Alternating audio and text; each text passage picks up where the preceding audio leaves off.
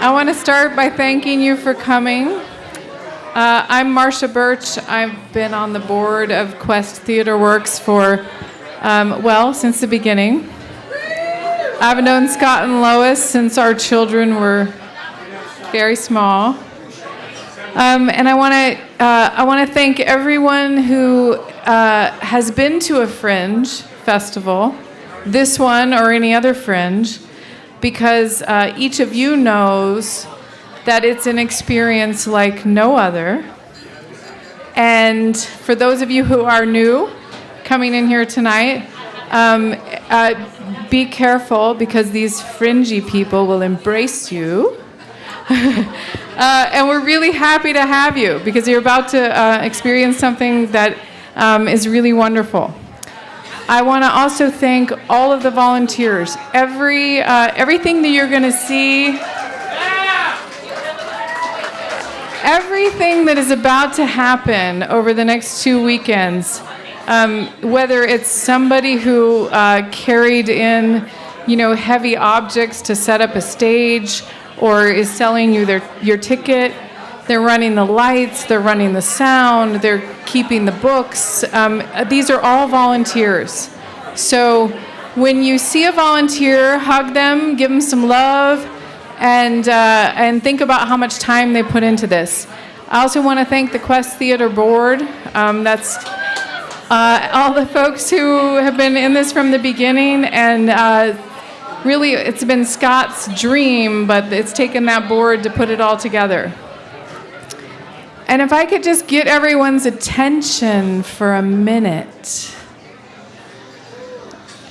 Okay, so while it's quiet, I just want to once again thank the volunteers.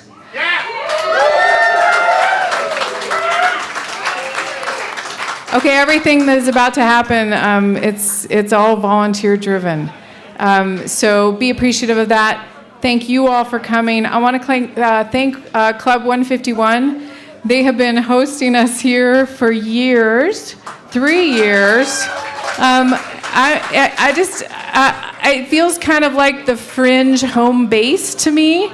And I just can't thank them enough. They've been just so loving, so open every year, bringing us back. And that's been awesome. I also want to thank the artists.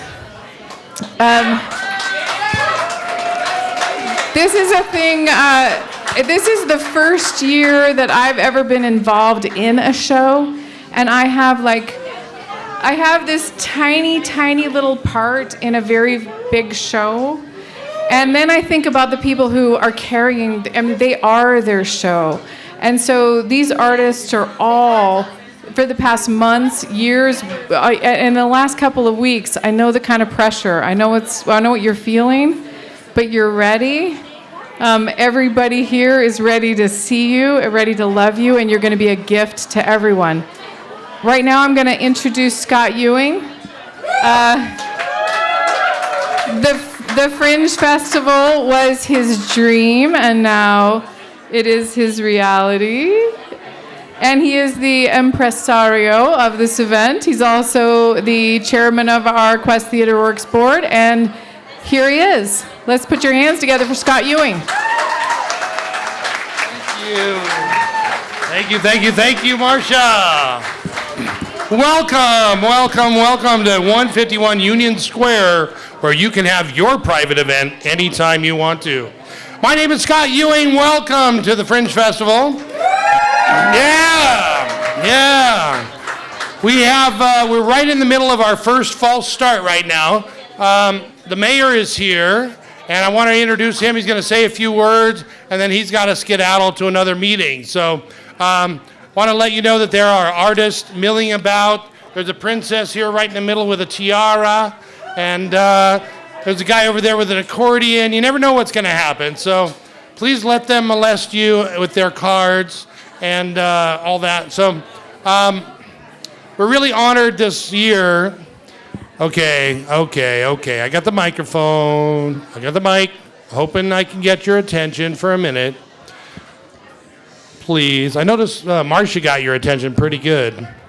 Can I borrow your wig? I'm kidding. Anyway, so we're really glad you're here. KVMR is going to been gracious enough to allow us to broadcast for 3 hours starting at 7 o'clock, our show. So hats off to KVMR. Thank you. Right on. So starting at 7, we will have snippets from each show. Want to let you know their box office is open. You can come up anytime over there, meet the artists. If you are expecting there's a pass for you of any sort, it's going to be up the stairs. Merchandise is for sale at the back. But right now, I just want to introduce Howard Levine, who is our mayor of Grass Valley. He's an amazing man. He's here to say a few words. Come on. Welcome, the mayor, Mr. Howard Levine.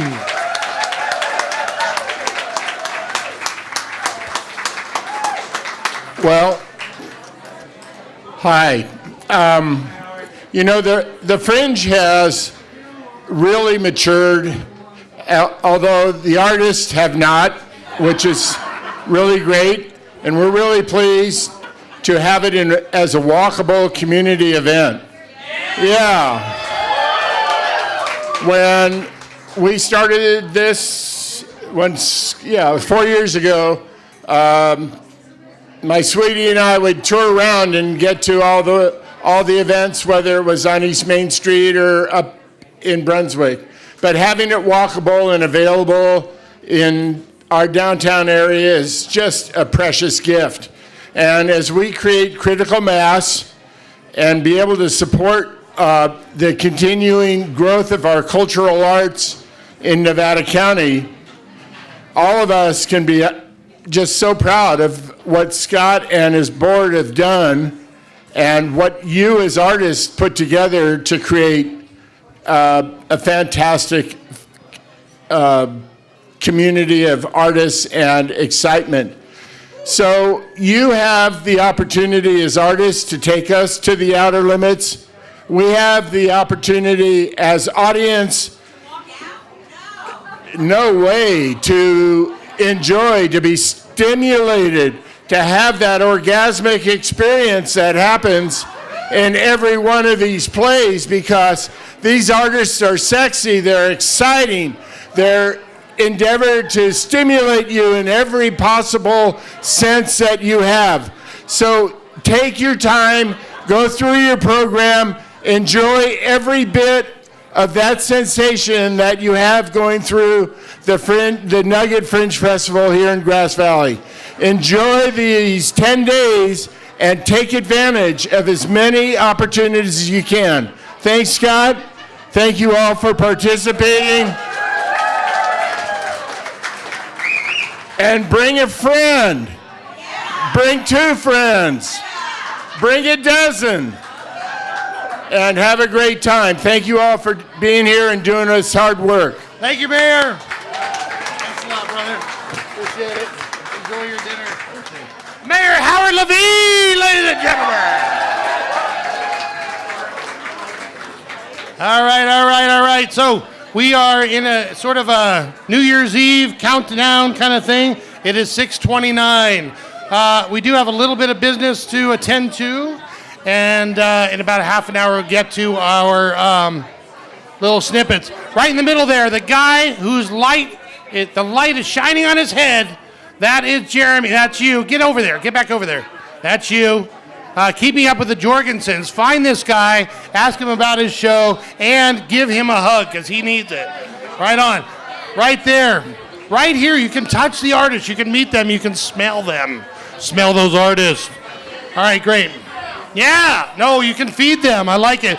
Yeah, speaking of feeding artists, everybody get the button program, right? Yeah? Just want to let you know, a little bit in the weeds here, but your button helps us to keep the Fringe going. This year, we are proud to announce, and I hope we'll get a little applause for this, 100% of the ticket sales are returned to the artist. Yeah! So what that means is we need your help to keep this thing going. I want to acknowledge a few people in the room. If you see Sam and Adele Mills, they are your benefactors. They are putting this Fringe on for you. They have donated to keep us going. Yes. If you see Diane Robertson, she is 100% in on your behalf to make your Fringe Festival amazing. Let's give her a hand. SPD and David Painter and Sharon Winiger have come through for you. Thank you, thank you. And by the way, they also donated 18 watermelons for a tribute to Sam Shepard, which you may see at the Fringe Festival. If you don't know why there are watermelons with Sam Shepard, please come to the show. Also, put your hands together for B&C. They're a sponsor. Yes. Yeah. And also Valerie and John Bush. Thank you so much. I don't know if I'm missing anybody. If I am, I'm sorry. And all the artists have put in hundreds of hours, or maybe in Lindsay's case, 2 hours, to bring you a show. And, sorry, 2 hours and 67 years she's put in to bring you a show. I'm sorry. Not everybody's funny. I'm just saying things, that's all. All right, so tickets are available here. If you bought a button online or tickets online, come on up. You can get your buttons here. If you're expecting a pass, it'll be up there. I want to talk to you also about Tip the Fringe. Tip the Fringe, okay? So, even with all these folks who have put together money to help us in donation, last year we're still $8,000 short. So that's why we have the buttons. The buttons are a Fringe tradition. We also have Tip the Fringe. So I hope you'll read the Tip the Fringe posters that you'll encounter. We're looking for you. We've kept your ticket prices low. So we're hoping that you will tip the Fringe the same that you tip at a restaurant, please. So check that out. I'm going to take a break. I can also already feel that I need more wine because my voice is failing. So we'll be back just around 7 o'clock. But I did want to introduce the lady with the great wig on our board there every month, Marcia Birch. Yes, I'm back. I just want to say that if you're an artist and you have not signed up on the sheet to kind of be in the order tonight to do a snippet from your show, then I've got the list up here on the table. You need to come on up so we can get you in the lineup. If you're an artist and you haven't signed up, come on up. And that's all I have other than my lovely locks.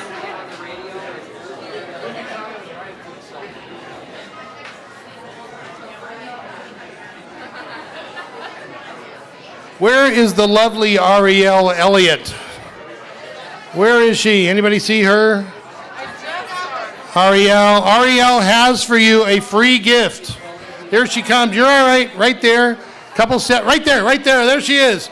Ariel has a free gift for you. Oh, everybody's quiet about the free gifts. I should just say that every 10 minutes. She has stickers for you. You have a choice of a Binge the Fringe sticker with a couple of bloodshot eyes on it, or one with a puppy that is very, very tired.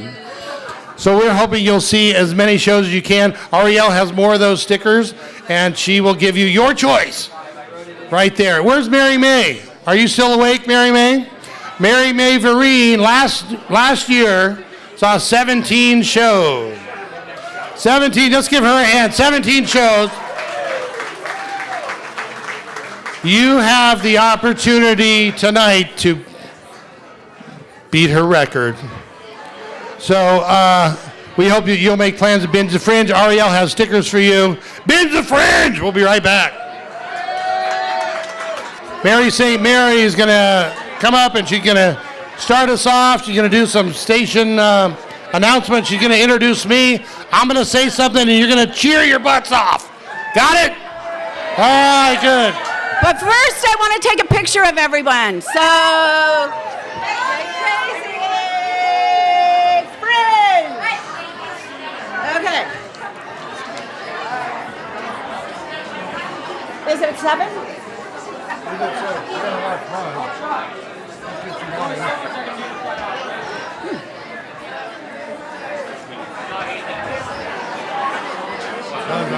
Buzz. I'm wearing a MC bow tie. which I dropped on the floor on the way up, and somebody picked it up. Thank you. Hey. Our KVMR crew over here. So radio's supposed to be they don't see you. I always say radio face for people that shouldn't be seen. All right, good evening. It is 7 p.m. You are tuned to KVMR FM Nevada City, KCPC Camino Placerville, and KVMR.org. Welcome! Welcome to the bazillionth annual Fringe Fest Gold Nugget here in Grass Valley. We're at 151 Union Square, and you're going to hear all the wonderfulness. At this time, I want to thank our local supporters, Nevada Cemetery District, celebrating 75 years of serving Nevada County, offering environmentally sensitive green burial services which reduce carbon emissions, conserve natural resources, and preserve habitat, managing 27 public western Nevada County cemeteries. NevadaCemeteryDistrict.org.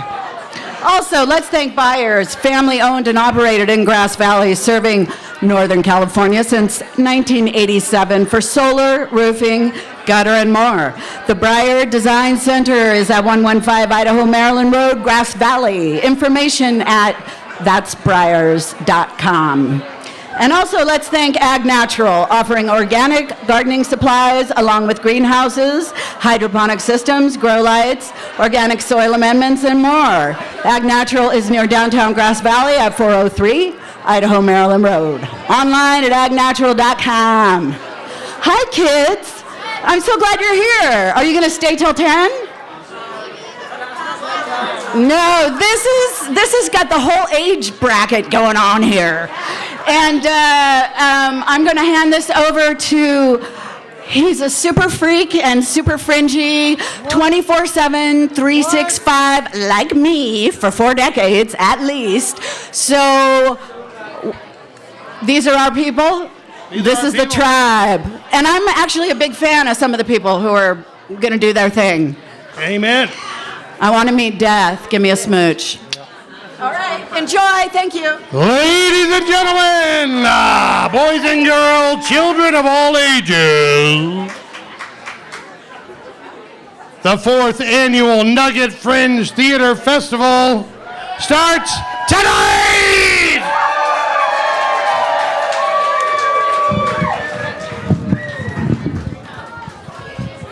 Okay. All right, when you hear me say the word same, I need you all to yell yes. Let's try that really quick. Same. Yes. No, but like you mean it. Same. Yes. No, like a wild Canadian taxidermist. Same. Yes.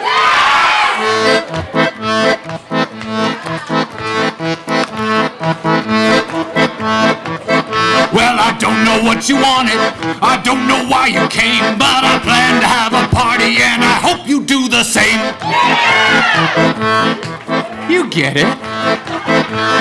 There's no rhyme or reason, there's no rules to this game, but I plan to have a party. Nugget Fringe is the name.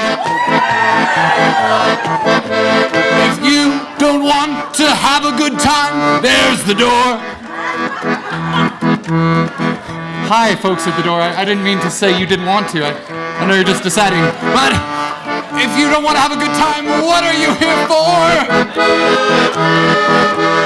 I don't mean to be a bore, but I've been doing this since I was 4. I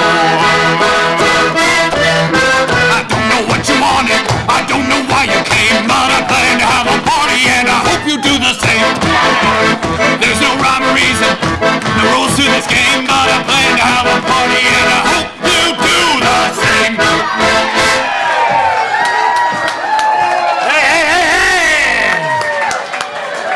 Ladies and gentlemen, that was a little snippet from Strangely. He is one of our 40 different artists here for the 4th annual Nugget Fringe Theater Festival in downtown Grass Valley. That's right.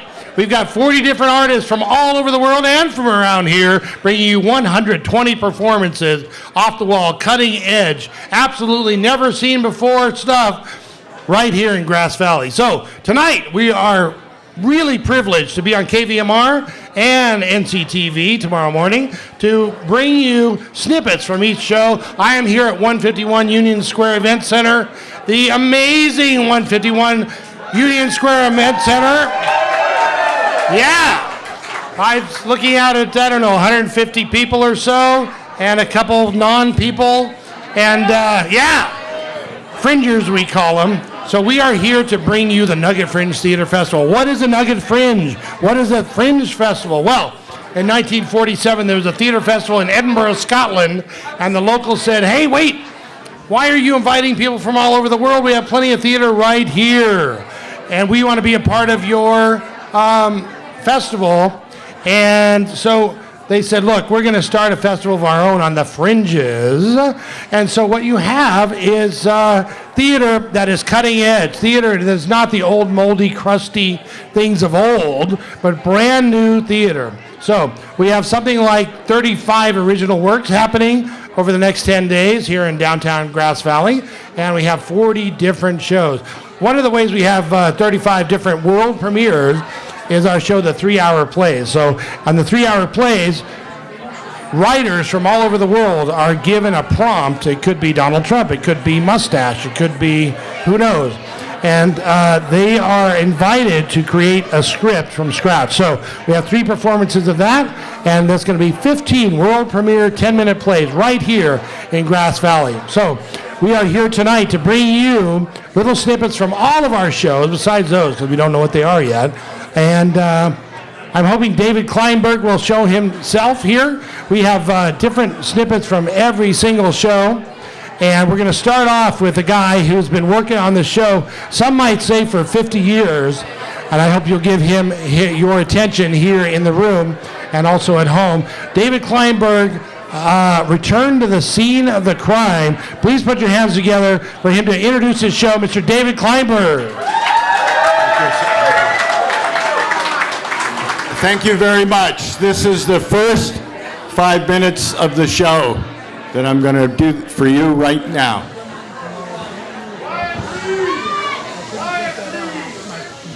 Text from Jack. Meet him at the Kong Cafe, noon, 10-minute walk from the hotel. Well, I'm finally glad to hear from Jack, but Jack, this sounds very cryptic. Is it cryptic good or cryptic bad? Cryptic Medium. I am in Ho Chi Minh City. It is my first time back in Vietnam in 50 years. I'm here to do my one-man show, Hey, Hey, LBJ. It's about my year as an Army combat correspondent in Vietnam and how I came to the country supporting the war and went home to protest it. I've had 2 great years with it back in the States. And I actually had 3 weeks scheduled up in Hanoi when the damn communists throw a surprise major party meeting and my producer shut down his theater. And now Jack is playing games with me. Well, nothing to do but hit the streets of old Saigon. I remember this well, the heat, the humidity, the smells, but now skyscrapers and construction cranes and Louis Vuitton and Versace and Gucci and Burger King and Starbucks and this giant billboard. 2 Caucasian gals in high-end attire. It reads in English, Black Friday, 50% off, buy now. And this is a communist country? Kong Cafe. Well, there's some communists in an old black and white photo, North Vietnamese soldiers marching in front of a poster of Ho Chi Minh.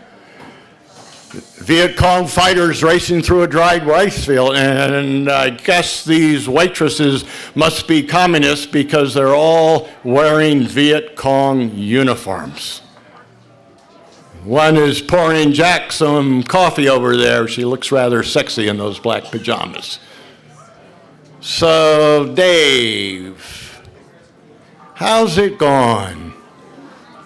Well, actually difficult just being here, the feelings. I'm up every night at 3 looking for the first flight home. I mean, even here, the waitresses, the pictures. Well, it's a countrywide chain, Viet Cong themed coffee shops. Jack Davidson grew up in Texas. His father was a Vietnam veteran, a medic, one of the rare birds who came home chirping the praises of the Vietnamese people. So Jack came here 12 years ago, says he's got no interest in going back. Today he is a manager for Viet Petro Gas. And while he may make his money exploiting oil and gas off the continental shelf, his true love seems to come from supporting the arts. So Dave, what do you want to hear first, the cryptic bad or the cryptic medium? Well, let's get the bad out of the way. I showed your work to 3 different producers, the Saigon Riverside Cafe, the Ba Mui Ba Saloon, and the Coltrane Jazz Center. Every single one of them loved it. Unfortunately, none of them is willing to take it to the Communist Culture Committee. But Jack, you think the communists would find LBJ supports their viewpoint? Well, that may be so, but they really don't support you coming to this country to do the work. But Jack, if we were in Austin, we would just rent a venue and do it. Dave, you don't seem to get it. This is not just putting on a play. It is a political act, and the government here will not tolerate somebody challenging its authority. Well, okay, so what then is the cryptic medium? Well, we do the piece in the privacy of somebody's house. I just hope I can find somebody willing to take the risk. You mean like in somebody's living room? Dave, it's just the price we have to pay for living in a beautiful country.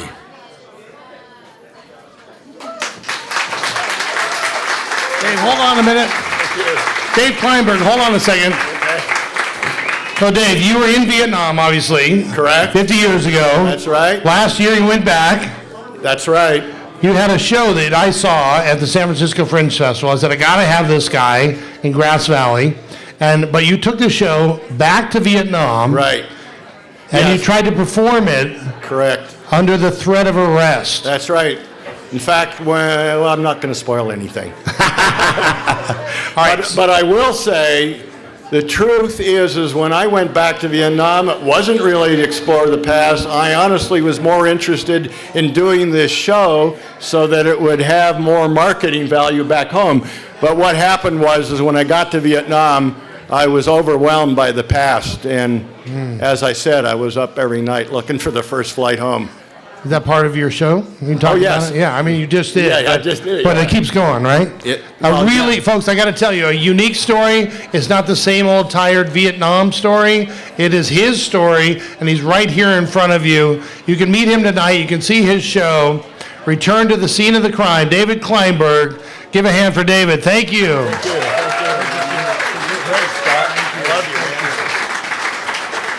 All right, those of you out there in KVMR land, we are at 151 Union Square. There's a couple of square inches here where you can come down and learn about the Nugget Fringe Theater Festival happening over the next 10 days in downtown Grass Valley. 5 different venues, plus 151, our Party Central, where if you buy a Fringe button, you can get $2 off of any purchase for the next 10 days. That means any beer, any wine, any drink, and every drink and food for the next 10 days. We are privileged to have a very unique, locally written, important piece of theater here in Grass Valley, written by our own retired school teacher / realtor / amazing person, Karen Lee Sharp. So I want to introduce, if I may, Mary Brave Eyes. Please put your hands together for Mary Brave Eyes.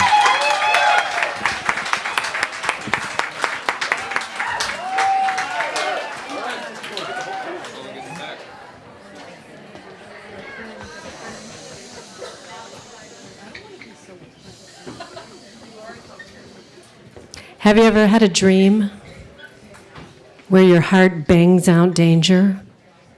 You try to scream, but nothing comes out of your mouth.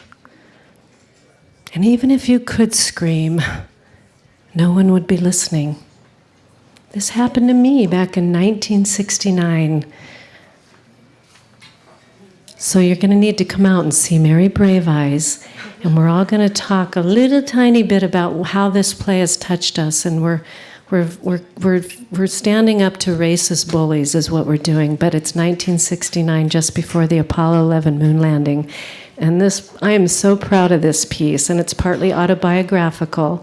And these kids, and Janine Martin and Gwen Stramler, who did our sets that are fantastic, and Peter A. Mason did an original sound design for this.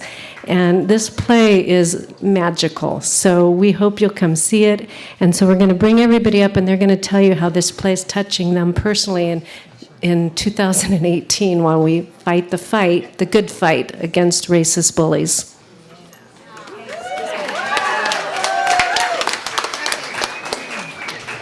So, Mary Brave Eyes, an adventurous, magical tale with love that embraces hate and goodness that triumphs over ignorance. It's a great play for the day. Changing one town at a time. We will be strong and brave, just like Mary in Mary Brave Eyes. Come see this production, it'll blow you away. The strength, the courage, the love, and it's funny too. It'll make you laugh, it'll make you cry, and it'll entertain you greatly. And it's only 50 minutes. Hope to see you there. So I play Mary Brave Eyes, and I have always been one of the only black kids in my schools, and I would sometimes not fit in. I used to go to a school where basically everybody spoke Spanish. I knew none of what they were saying. So basically here, this is a tale of fitting in, and I feel like here I really do fit in for once.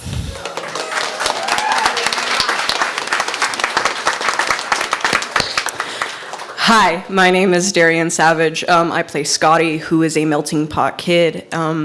The love I feel for this play is just immense. Not only do I have a certain love for it that I can't explain, but I feel like everybody would just love it, and everybody just needs to come and see it, and I hope you come and see it. So thank you. My name's Barry Friedman. I play Officer George Breckenschmidt, and this is a very bad man in the play, but he's a great man in real life. My name's Kevin Freeman. I play Mr. Beeson, who is the absolute epitome of racist, chauvinistic pig. And we have a great scene together, so come see it. It's a lot of fun. It's a wonderful, wonderful play. You'll get, like she said, you'll laugh and you will cry. I guarantee it. I'm really proud of the author and the director, who's the same woman, Karen Lee Sharp, who kicked ass on this thing. And for me, this is the first time in 34 years to be on stage without having 3 balls in my mouth. Yeah. He's a juggler. All of you out there at KVMR, he's a juggler. Just wanted to let you know. Karen, come on up to the microphone for a second. Karen, yeah. So Karen, this is a play about bullying. It's a period piece. It's an important piece, and you're going to take it to the school. We are. We're touring 8 middle schools, and Scott Lay, superintendent of schools, has blessed this. Joe Lemove has blessed this, and we have Janine Martin, a retired teacher. I'm a retired teacher, and we're going to go out and we have a talk back at the end of this tour where kids are going to really be asked very specific questions about what it means to be, a racist or somebody who might be a bystander who looks the other way, and what safe choices can you make. So we're doing it, guys, and it feels amazing. Amazing. Yeah. Very, very important. So hold on just a second. Karen, tell me what was the impetus for this? What impelled you to bring this forward at this time? Yeah, this is partly autobiographical. I was raised by a racist mother, and I had a chase scene happen on my block, and I had to make a decision. I had to say, am I with my brother and that pack of bullies, or am I on this side of the gate? And so we get to see the gate, and the gate's the metaphor of which way do you choose? Do you choose to stand up? Do you choose to look the other way? So that's what we're doing here. Karen, thank you so much for your important work. Thanks to everybody. Mary Brave Eyes, I will say, so far our number one selling show at the Fringe. So Mary Brave Eyes, please get your tickets to that right now. Next, I want to introduce our next piece. I don't know about this piece. I don't know if anybody you know this guy or that girl. This is John Dedrick, also a retired has-been teacher. Sorry, just kidding. I'm just kidding. These guys are amazing. Strumpets, Ship of Fools. Thank you, everybody. Yes, we're doing a show called Strumpets. Everything's in lowercase except T-R-U-M-P. What? Yeah.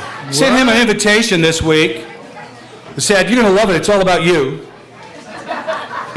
So, and he's going to make an appearance. In fact, he's going to come here in just a second. So, this, as we know, oh God, theater people talk so much about transformation. It's all about the art of transformation and all that kind of thing. So, we're going to transform. I'm going to transform real quick. So, Ken Mealy, give it up for Ken Mealy, great human being here. Puppeteer extraordinary. We couldn't have this show without Ken helping us, guiding us through the puppets that aren't puppets, that are puppets. And Lois Ewing, the beautiful Lois Ewing. Take it away, guys.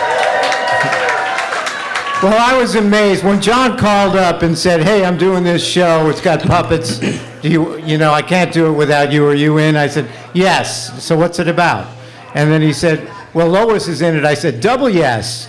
And he said, I'm in it. And I said, well, triple yes. Yeah, let's do this. And then I got the script, and I was completely blown away. A musical comedy starring all of our favorites. I get to play Jeff Sessions. Actually, he's El Jefe Sanctimonious. We got things covered over to justice.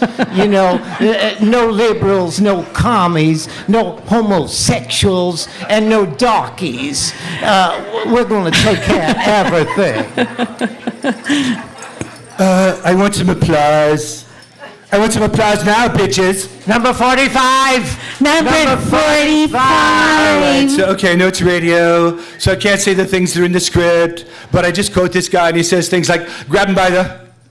And those people from whole countries, and I tried to... Her. So that's in the show, puppet show, but it's for grown-up people, yes. And people that want to get it there. And I'll have just one more thing.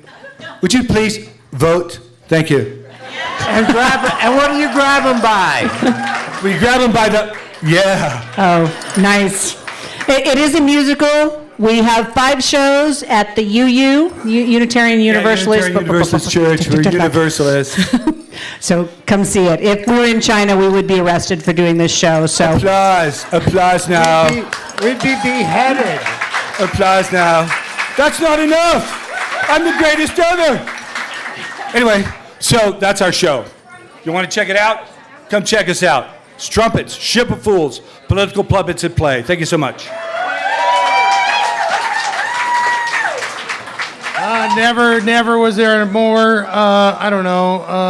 prestigious, important, full of themselves cast. I don't know. So, John, Strumpets, Scott. Ship of Fools. What, what, are you having some angst right now about the world situation? I think if you aren't having angst, you're part of the problem. Okay. All right, good. There you go. Would you venture to guess that this might be the most political piece at this Fringe Festival? Well, I kind of hope not, because I think people need to get out and do things. This is me channeling my rage. Some of you know me, know that I have anger issues. Well, this is the perfect place for them right now, I'll tell you that. So I'm putting it all right here. They do that or shoot somebody, and that's illegal, and I don't break the law. So I would just suggest to you that RESIST is the critical word of the moment. And this show is all about that. And also, what's amazing is it's funny. We are laughing. You will laugh. I guarantee you will laugh if you come to this show. And considering how incredibly insane things are, that's saying quite a bit.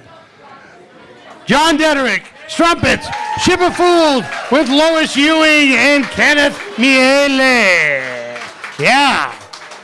Speaking of angst, I got to tell you, this gentleman was recommended to me. I didn't make my way to the San Francisco Fringe. You're listening to the Fringe Festival Kickoff Party live on KVMR Nevada City, where we get support from the Onyx Theater, remodeled and reopening early 2018 with 2 movie screens. The Onyx Theater will show independent films daily in a home theater style setting at 107 Arbor Way, Nevada City. TheOnyxTheater.com.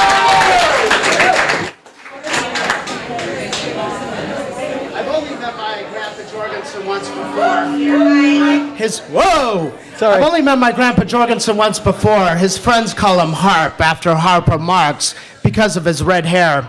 He often calls me up on the weekends. He also calls up Mimi late at night when he's drunk, and he's drunk a lot. I'm told we all look alike. My grandfather, my father, and me. We call this phenomenon the Jorgensen genes. The first time I meet my Grandpa Jorgensen is at a Bob's Big Boy in San Jose. And it's true, we do look alike.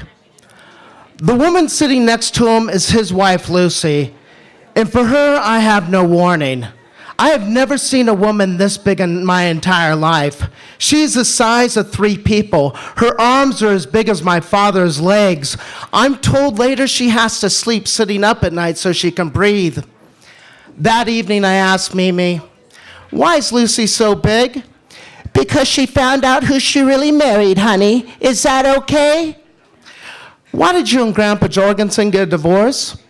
"Because he was doing something wrong, honey. Is that okay?" "What?" "He was with someone he shouldn't have been with, honey. Is that okay?" "Who?" "He was caught with 2 prostitutes and fired from his teaching job. Is that okay?" "Did you divorce him right after?" "No, I had to wait till my father died, honey. Is that okay?" "Why?" "Because I didn't want to disappoint him. That's why. Is that okay?" 30 years later, I find out that my Grandpa Jorgensen wasn't caught with 2 prostitutes, but with 2 underage students. Is that okay? Please see Keeping Up with the Jorgensens. Thank you. Wow. Wow. Thank you. Thank you. Wait a minute. I don't know if you felt that, but that is some serious stuff. That is some serious stuff right there, and really well presented. Is that okay? Yeah. Right? Yeah. Wow. I am so glad you're here. Thank you. So you wrote this show, you created it from scratch? Yes. And do you feel better now? Somewhat. Reliving it every day is a bit much. Yeah, right? Yeah. Right. So this is a great example of bringing your own story forward. Not only for you, but for the audience. If we're up there doing our own thing and the audience doesn't feel anything, not so good. But Jeremy has really worked on this and has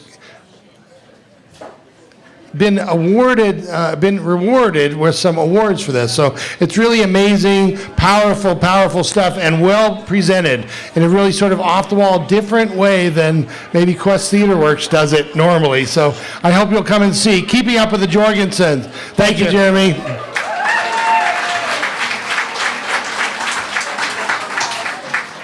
So those of you who live here in Grass Valley, you'll know about the Eschaton Village. Eschaton Village? Anybody? Yeah? Yeah. I don't want to mischaracterize it, but Eschaton is a place where you might go to live in your senior years. That's all I want to say about that, because I don't live there yet, but I might. So they're here with a show called The Mondegreen. I want to introduce Custis Haynes and their show from Eschaton Village, The Mondegreen.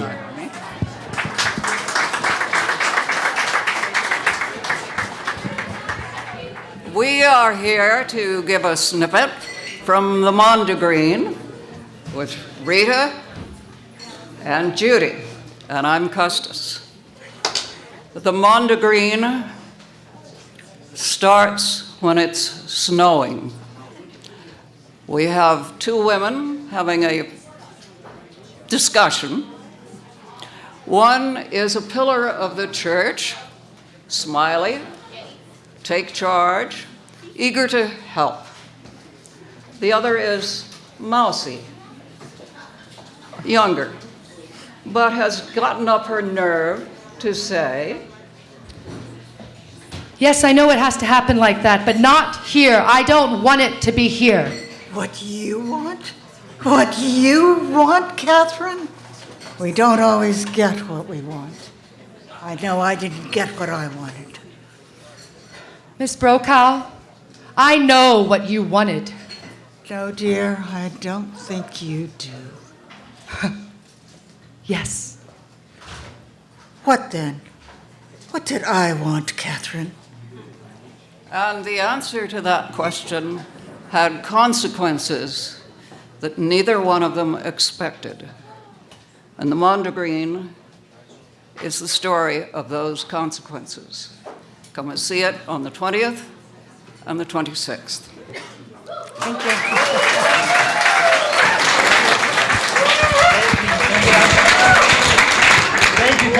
You're listening to the Nugget Fringe Festival live on KVMR Nevada City, where we get support from Sacramento Natural Foods Co-op, supporting small farms, local agriculture, and a sustainable food supply for generations to come throughout the One Farm at a Time project. Information on local farm preservation is online at sacfood.coop.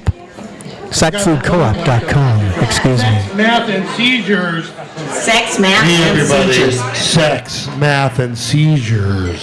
Oh, okay. Everybody say it with me. Seizures. Seizures. Seizures. Seizure. One more time. Seizures. Put your hands together for Barbara Selford. Sex, math, and seizures. Yeah. So 18 years ago, I arrived first. And I'm a little bit running to get upstairs to the neurology ward, and I stop at the nurse's station, and yes, they're expecting Margaret Selfridge, but no, she hasn't arrived yet. Margaret Selfridge is my sister. This is June of the year 2000, and I got a phone message that she has a rash. So, what do you know about epilepsy? Oh, let's not go there yet. But I will warn you that I am prepared to talk about both epilepsy and prime numbers. And you have to decide, each of you on your own, which you think is scarier. Also, sex. Also this, people who need to be taken care of and who it is who's going to provide that care. But first, let's talk about sex. John and I were too cheap to pay for heat. So this is my mother, and she's got a high voice, but she's not stupid. In fact, she used to write programming languages for IBM. In 1958, at the Thomas J. Watson Research Lab. John and I were too cheap to pay for heat, so whenever it got cold, we just had sex. And John in this story is my father, and he gets to be called the brilliant mathematician. And that night, John woke me up to have sex, and I thought, but I did the math, and I calculated that it was the 9th day of my menstrual cycle. So I left my diaphragm in the drawer. And John was surprised because he calculated that it was the 11th day, but he didn't say anything. And then when I missed my period, there was a thing going around that said you shouldn't have a second abortion. So I went ahead with the pregnancy. So I don't know if you can hear it, but my mother's story is all self-blame. She's too dumb to calculate her cycle, she's too cheap to pay for heat, and she's too susceptible to old wives' tales about abortions. So, of course, my sister's brain damage is all her fault. And 30 years later, my mother and father are drinking. But I'm getting ahead of myself. Anyway, come tomorrow night, 8 o'clock, sex, math, and seizures. Barbara Selfin. Sex, Math, and Seizures. So I saw Barbara 2 years ago at the San Francisco Fringe Festival. She's amazing. We're really grateful to have her here. Sex, Math, and Seizures. Right on. Now this next one is kind of weird. This guy, he hails from Seattle, but he was just, I got to tell you, he was last weekend. He was in Tucson, which was when? This was 4 days ago. He's in Tucson. Sorry. My wife is dragging some chairs across the stage. Lois Ewing. That's my actual show. I didn't tell you. All right. So Grant, my first introduction to Grant was an email. He said, hey, you don't know who I am, but I accidentally came across your festival while doing a Google search. Who the heck are you guys, and what is Grass Valley? And so Grant introduced me to the United States Association of Fringe Festivals, the Canadian Association of Fringe Festivals, and World Fringe. And we are now members of World Fringe and the United States Association of Fringe Festivals. Yeah! So both of those groups do their best to network the different producers, the impresarios, thank you, Marcia, with each other. And we just had a conference in San Diego in November. And so we are going to be able to get more attention and bring you people from all over the world, not just here in the West, but all over the world. And Grant is here. Grant has special numeration, if you will, in our program, because for some reason I've decided to move Grant from one venue to the next. And you'll see in our program, which is available at 151 and the Holbrook currently, Grant and his show are in the program 4 different times, because we're moving him around, and he has a really unique show where he takes visiting artists from other places and pits them against local artists to do kind of a crazy game show. I think they have a piece of that here tonight, but I want to tell you that visiting artists are someone else's local artists. And it's a really important point, because I had this vision not only to just, hey, have a fringe show, but also because we have 7 different theater companies here locally, and I want them to show up for themselves. There's a little thing in our program where I have a little smirk on my face, and there's a paragraph in there. But the important thing is that we can, as artists, wait around, and whether you're an artist or not, and everybody is an artist, by the way, but you can wait around for someone else to pick you. You can put your resume out there for a job. You can wait for a show to come along that will fit your talent.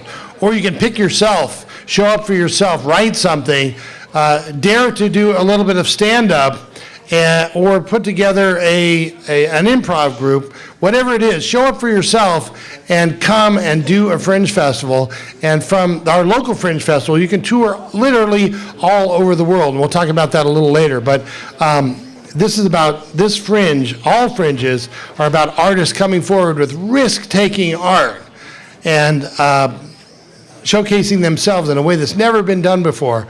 There was a woman who stopped for gas in the middle of Death Valley in, I think it was Amargosa in the Death Valley, and there was a padlock and a chain around a set of double doors, and it had blown back and forth so many times that there was a little bit of a hole where the chain was. It had opened up, and she went and she peered through that hole.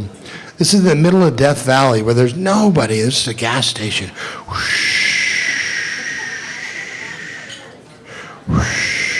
Right? There's nobody there. She looked in that hole, and what she saw in there was a theater.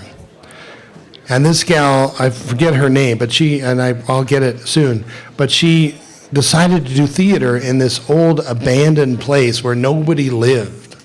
And what did she choose to do? Did she do musicals that everybody had heard of? Did she do Neil Simon? No.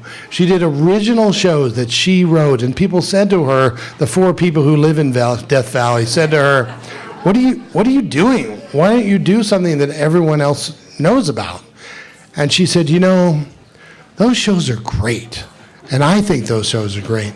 But she said, doing a show that everybody knows about is like chewing somebody else's used gum.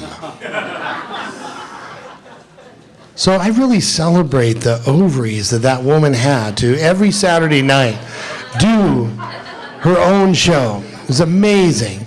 And so that's what we have in a Fringe Festival. We have a celebration of all things artistic. We have things that are funny. We have things that will make you cry. We have things like Jeremy's show that just comes at you from such an oblique angle that you are absolutely blown away by it. And then we have Grant's show.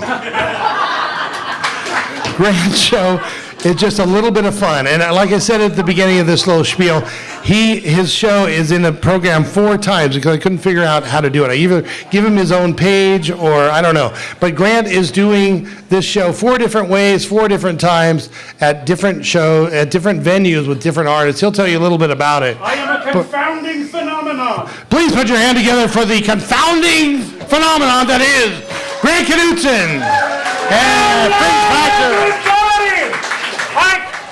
I appreciate so much that you have been sitting and very patiently and kindly watching everybody perform up here. That is not my show. So I am going to try that again. Hello, everybody. Thank you. Wonderful. My name is Grant Evan Knudsen, and I am here with a show called Fringe Factor Nugget Edition. As you heard, we are a live game show featuring a rotating roster of Nugget Fringe artists. I would love for it to be as serious and intellectual as everything that Scott just said about the Fringe, but we're going the other direction with this particular show. Yes. So, every day we will have a different lineup. We have visiting artists versus local artists in a series of high-energy, fun, silly party games for your amusement, all backed up by some raucous live music. I love it. So, how many of you got to see the one singular performance we did of this summer at the Mini Nugget? Yes. Wonderful. How many of you have done this in other cities with me? Nice. It is a very fun hour. Really, what we're hoping, you get to see these artists every time they come in doing shows they have rehearsed studiously, in styles they have spent their whole life mastering, performing with poise and dignity. And that is not my show. So, what we're going to show you today is just a little snippet of what we would do up there. It's going to be a game we won't have in any of the shows necessarily. But I brought some friends up here. We're going to get you into place. Come on out. Just like in my show itself, I have not yet told them what they are doing. So, artists, we're going to have you right against that wall. We're going to have you right here. We need you right across from Jordy. Oh, okay. Nice. Where's this? We need you right across from here. Right there. So, artists, we call this game Catch with a Twist. We also call it Strangely as Fun. Give it another round of applause. So, you have 30 seconds to play this game. For those 30 seconds, strangely, we'll be playing some wonderful backing music for us. Scorekeepers. I have a rule for these guys. They're going to be playing catch. It's nice and simple. Throw the ball, catch the ball. Every time you or your partner catches a ball, you get a point. Nice and simple, right? Yeah. Okay. But, okay. With a twist. For the entire 30 seconds, you must be spinning in place while you do this. Okay. Scorekeepers, should they not be spinning in place while they are throwing or catching these balls? Do not give them points. Audience, should they not be spinning while they are throwing or catching these balls? Yes! You have a job. And that is to vocally and fervently let them know. Don't do it. That they are not doing their job. With a loud, sustained boo. We are going to try this all together. I won't boo you. Boo! You will not be booed by me. Sounds like the first time I was on stage. We are artist shaming a little bit, but they're in it. It's good. It's good. So, Artists, are you ready? Yeah, sure. That is the normal response. Audience, are you ready? Yeah! Boo! Go!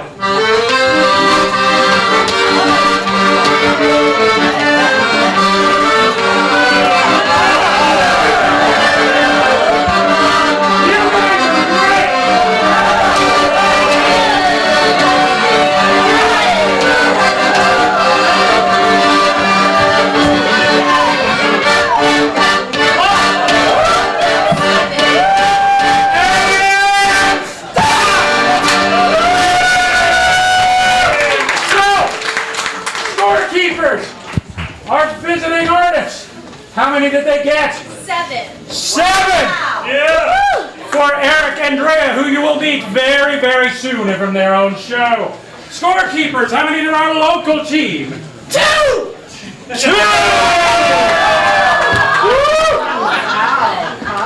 So, I was in theater, not sports. I love you all, Grass Valley. I came in last year, I came in for the summer, but the locals are going to have a little catching up to do soon. So, come out, please. Like he said, it is a different lineup every day, it is different games every day, and we are in different venues every day.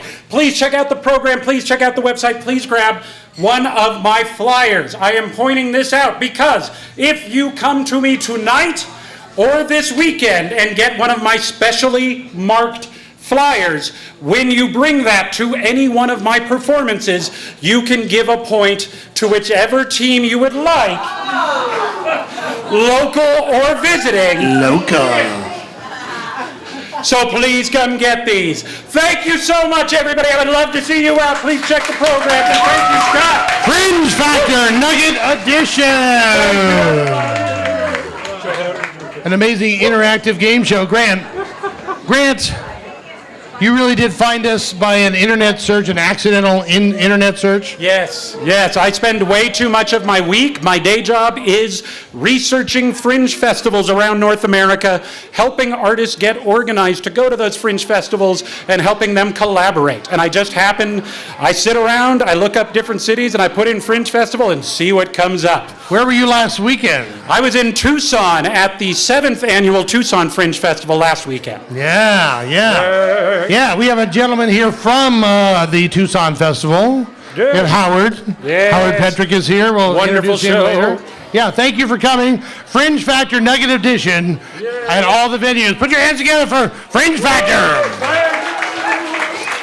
A lot of fun. Anita is here from Winters. Where is she? Come on up, you. Doing a show called Sorry, Not Sorry, which makes a lot more sense if you can spell it and see it on paper. Sorry, Not Sorry. Put your hands together for Anita.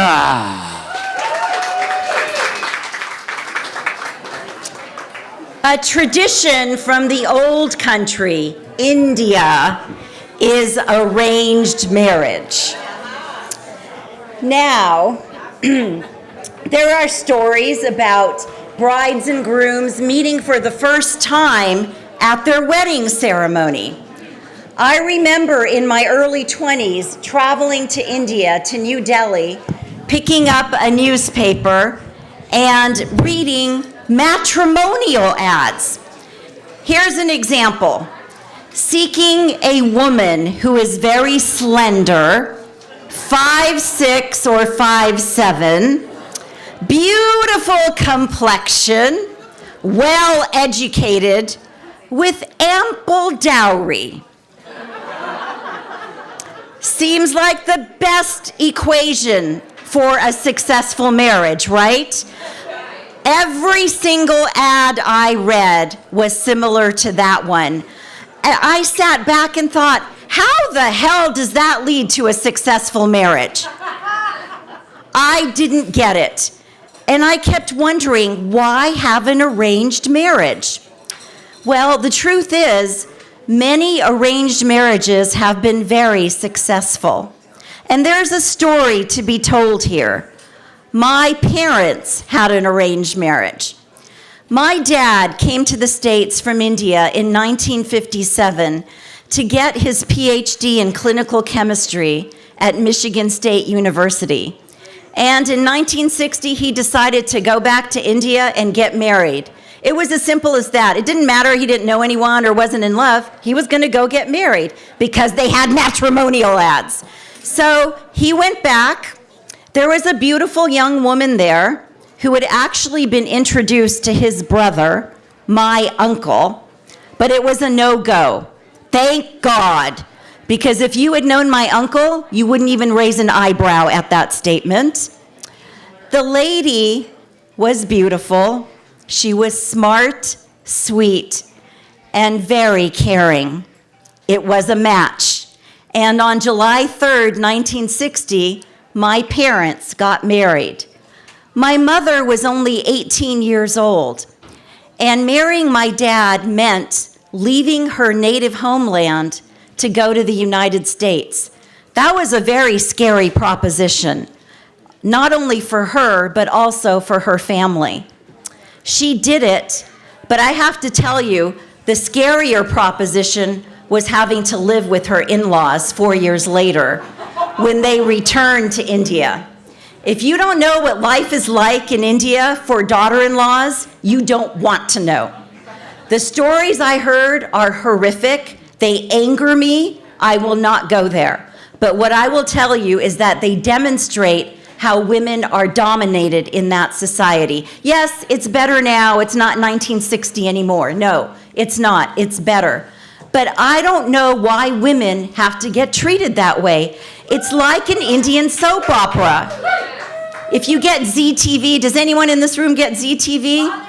Bollywood, yes. So if you watch an Indian soap opera, you hear about the mother-in-laws and the daughters conniving against the bride and the stealing the jewelry and kicking someone out of the household, and it goes on and on. But it's true. These things really happen. They do. And then they bust out the song and dance. And not in this case. They really happen. My mom had to deal with all that. Needless to say, after 2 years of trying to settle in India, they moved back to the States. Now, here's the thing. I was born and raised in America. Yes, my parents are from India, but I'm American. Well, what do you think they want for me when it's my time to graduate from college? Arranged marriage. The most horrifying thought that this Aquarian woman could ever come across. The story goes like this. Oh, there's an Indian dinner party this weekend. There's always an Indian dinner party on the weekend. So we go, we enter, the men and women, the older ones are over there, the younger crowd goes over here. They watch TV, they have drinks, they talk about their parents, they do whatever. Well, after about a year, my dad called me and said, you need to come home this Friday for a dinner party. And well, you know me, no one's going to be the boss of me. He was very insistent, and I told him, I'm not coming. Yes, you are. I'm not coming. You have to be here. I went, but I was very late. When I walked in the house, the party consisted of my family and one other family. It was the family of a boy that I talked to at the Indian dinner parties. He was a friend that I talked to. His family was visiting from India. And after they left, my dad came to me and said, his family just offered you a marriage proposal. A marriage proposal? I froze.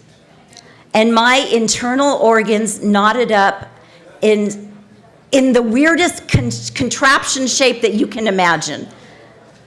And I looked at my dad and I looked at my mom and I thought, how the hell did I get into this?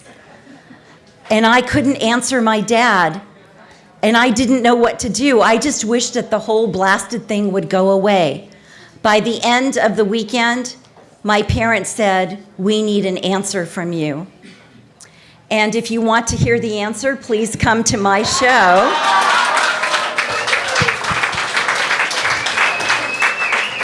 Sorry, Not Sorry, which opens on Saturday evening at 8:30. Thank you, Scott. Thank you, Anita. Wait a minute. Anita, sorry, not sorry. Now, Anita, what are you doing here? You and I met for the last time, not for the last time, but the last time we met was at the Ellie Awards, Right. where you were receiving an Ellie Award for 7? Yes. Your show 7. And Lois was there, and you had a little conversation about the Nugget Fringe. Can you tell us about that? Yes. 7 is a show I directed, and we won an award, but Lois and Scott won multiple awards that evening. And Lois won for a show called The Good Body. So, where is Lois? Where is Lois? Over there. There you are. Okay. So, she was telling me about the show and how she got the courage to do it and her experience. And I said, well, you know, there's something I've been thinking about doing, but I am absolutely terrified.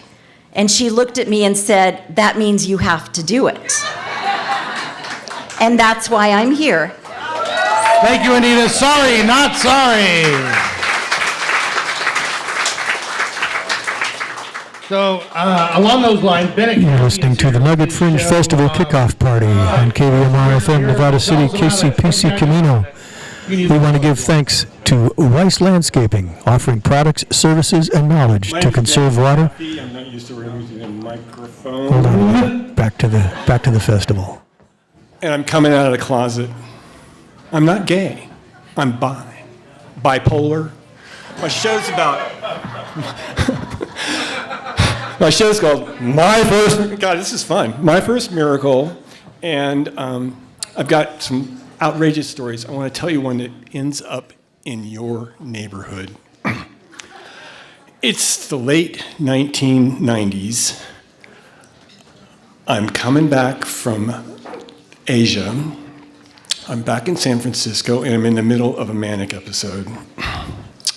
I don't have a place to stay anymore, so I'm staying with friends. But my friends can only stand me for about 2 days at a time, and I'm running out of friends. So I called my friend Karen. She lives in Truckee. I said, yeah, Ben, sure, you can come on up. It'll be fun. I don't have a car, and I don't want to pay for a bus ticket. I got an idea. Karen, there's this gambling junket bus I can take to Reno, and it's free. They won't stop in Truckee, but if I fake a heart attack, they'll have to let me off. So, yeah, that's a great idea, Ben. I'll be working in the ER, and I know the guys on the ambulance crew, and they'll be in on it, and they can give you a ride over to the hospital. It'll be fun. So, I'm on the bus. We're going up the hill, and I'm thinking, heart attack? That's a bit much for somebody my age. Asthmatic attack. Perfect. The air's getting thinner, it'll play. We pull into a roadside food stop. Roadside rest stop. I've got an idea. I go into Mini Mart, I buy a Diet 7-Up. I'm back on the bus. I'm getting into character. I've got to hit this thing really hard. I'm channeling world pain, suffering. I'm looking out the window. We're going past this lake. China Lake. Yeah, that's the story. It'll work. The story is Chinese railroad workers just finished their job. And the boss said, we've got your money, but it's on the other side of the lake.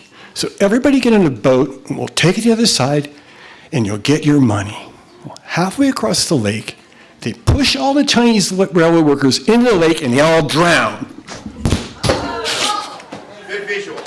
Yes! Unleashed. What is it? Oh, yeah. So I'm feeling the pain. It's coming on. Got more and more and more. And the guy in front of me lights up a cigarette. That's my cue. I take the Diet 7-Up, splash it all over my face, my shirt. I'm diaphoretic. I hold my breath as long as I can. I look at the lady across the aisle from me in the bus. Can you tell the bus driver I'm having trouble breathing? We pull in to the next rest stop. Everybody's off the bus. 30 people standing around. Sirens, fire engine pulls up, ambulance. I'm mortified. What have I done? The EMT checks me out. You look okay now, but we really need to take you to the hospital and get you checked out. No, it's okay, really. I have a friend in Truckee. She's a nurse. I can stay with her. It'll be fine. EMTs don't like it, but I sign a release. It's okay. The ambulance leaves. The bus leaves. I'm all alone. I call up my friend's house, Karen's house. Her boyfriend answers the phone. Hey, Mike, I just got off the bus. Can you give me a ride? Where are you? I'm in Nyack. Nyack? That's an hour drive from here. I never really was very good at timing. Come see my show, My First Miracle, and I will perform one on stage right for you. Ben and Kathy, My First Miracle. Now this next show, I don't know if you can even call it a show, and it's two shows, but they're not really shows, and it's craziness, but we're going to introduce that right after this. Yes, hi, good evening, lovely, beautiful people. It's 8 p.m., and you're tuned to KVMR FM, Nevada City, KCPC Camino Placerville, and KVMR.org, and all of you. So, let me thank our generous underwriters, the Onyx Theater, remodeled and reopening early 2018 with 2 movie screens. The Onyx Theater will show independent films daily in a home theater style setting at 107 Argyle Street, Nevada City. Remember the Magic Theater? That's it. The Onyx. Oh yeah, and then Weiss Landscaping. I think there's a play tonight about, women of a certain age, and you just break out in these weird irrational face sweats. This isn't a fashion accessory. It's needed, okay? I don't want to look like a sweaty drag queen. That's just my makeup running. All right. Anyway, so let's thank Weiss Landscaping, offering products, services, and knowledge to conserve water through drip systems and control technologies with understanding of water conservation, hydrology, and water infiltration rates. Where's a good lighting? Delivering solutions to save water. Go WeissLandscaping.com. Ubidocs Urgent Care. I would imagine they're quite busy these days. Offering walk-in medical services to Nevada County 7 days a week. Appointments and information at 530-274-5020 or ubidocs.com. Also, let's thank Dr. Bruce Latiak. Ladiak. That's so much better. Thank you. Okay. And the Elon Clinic. Recommended KVMR listeners use sunblock all year long, even in here. And he offers skin cancer screening, evaluations, and other surgical and non-surgical treatments on Sierra College Drive in Grass Valley. ElonClinic.com. Okie doke. And Yabobo. That's how bad my eyes are, too. Jeez. Offering authentic world music and musical instruments, also carrying incense, deities, jewelry, belly dance accessories, poetry, and wind chimes from around the world, just around the corner from Asylum Down in Nevada City. Also, a big thanks to Monkey Cat, a fine dining restaurant on Lincoln Avenue in downtown Auburn. Monkey Cat! Serving seafood, steaks, pasta, and more. Lunch available weekdays and dinner nightly. Reservations 888-8492, monkeycat.com. Monkeycat.com. It's kind of fun to do underwriters with heckling and absolutely. It's really Mary St. Mary, thanks for being here. The only way to shut me up.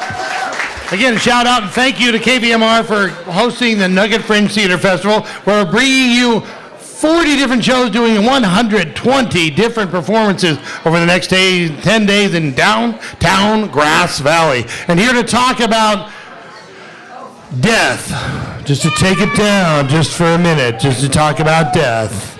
Dorothy Truth is here. 2 different offerings. Please put your hands together for Dorothy Truth. Hello, everyone. Hello. Thank you so much. The Minions and I love you to death. I wanted to tell you that. I also wanted to thank the Nevada City Cemetery organization because we share the same set of clients, so we have a natural connection. And you are all clients, someday. Hopefully, it's not anytime soon. But anyway, as Scott said, I am doing 2 shows. The original, An Intimate Evening with me, Death Herself, which tells the story of how a slightly past middle-aged waitress met death at a bar, spent 7 weeks in a booth in a Denny's restaurant, and then took over the position. Now, Scott came to me, it was a few months ago, and said, Dorothy, have you got the ovaries to do a live show where you answer the audience's questions? And I said, of course I do. Now, so we've got the 2 shows. Now, this is a bit of theatrical kung fu. This is like out of a martial arts movie where the person says, I've got this super set of powerful moves. Can you match it? And Scott scheduled these shows back to back. This is 3 hours, 4 times. With audience participation? You better believe it. It's required. So you people, the people who have heard about the show, we have an online form you can fill out to send questions to me, Death Herself.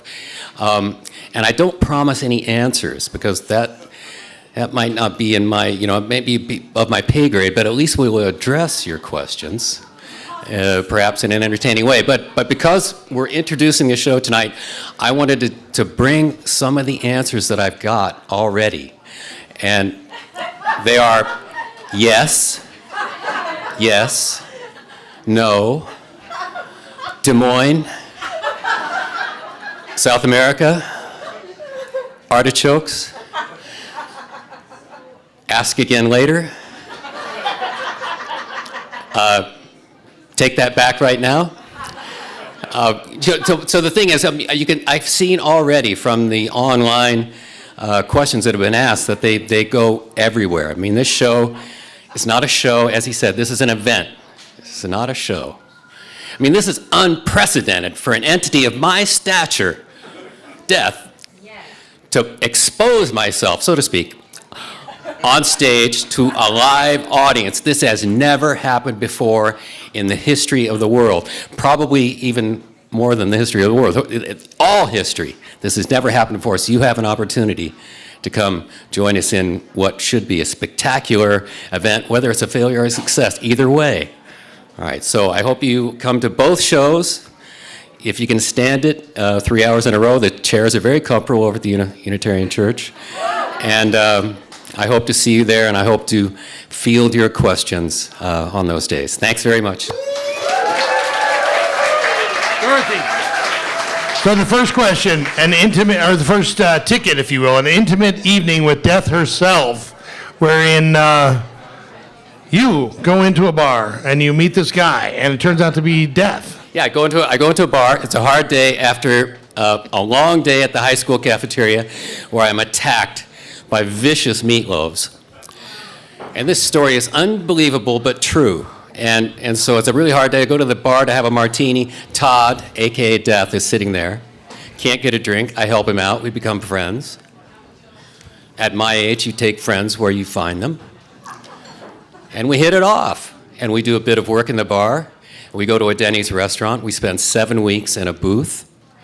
We get to know each other. And then Todd, for some reason, and this is like one unprecedented event after the other. Todd comes to life. He smells the coffee. He tastes the pickle. He smells the newborn baby as it goes by to the bathroom. In the arms of a mother, not by itself.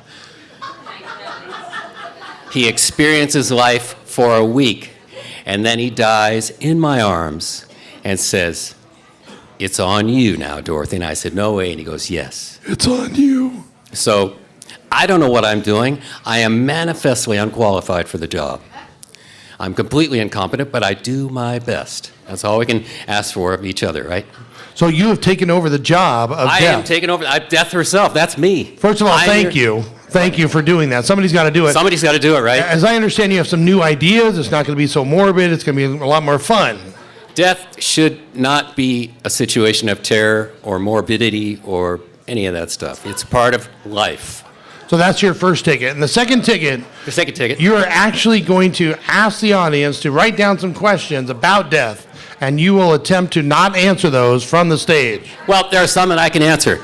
People have asked, do people wear khaki after death? No.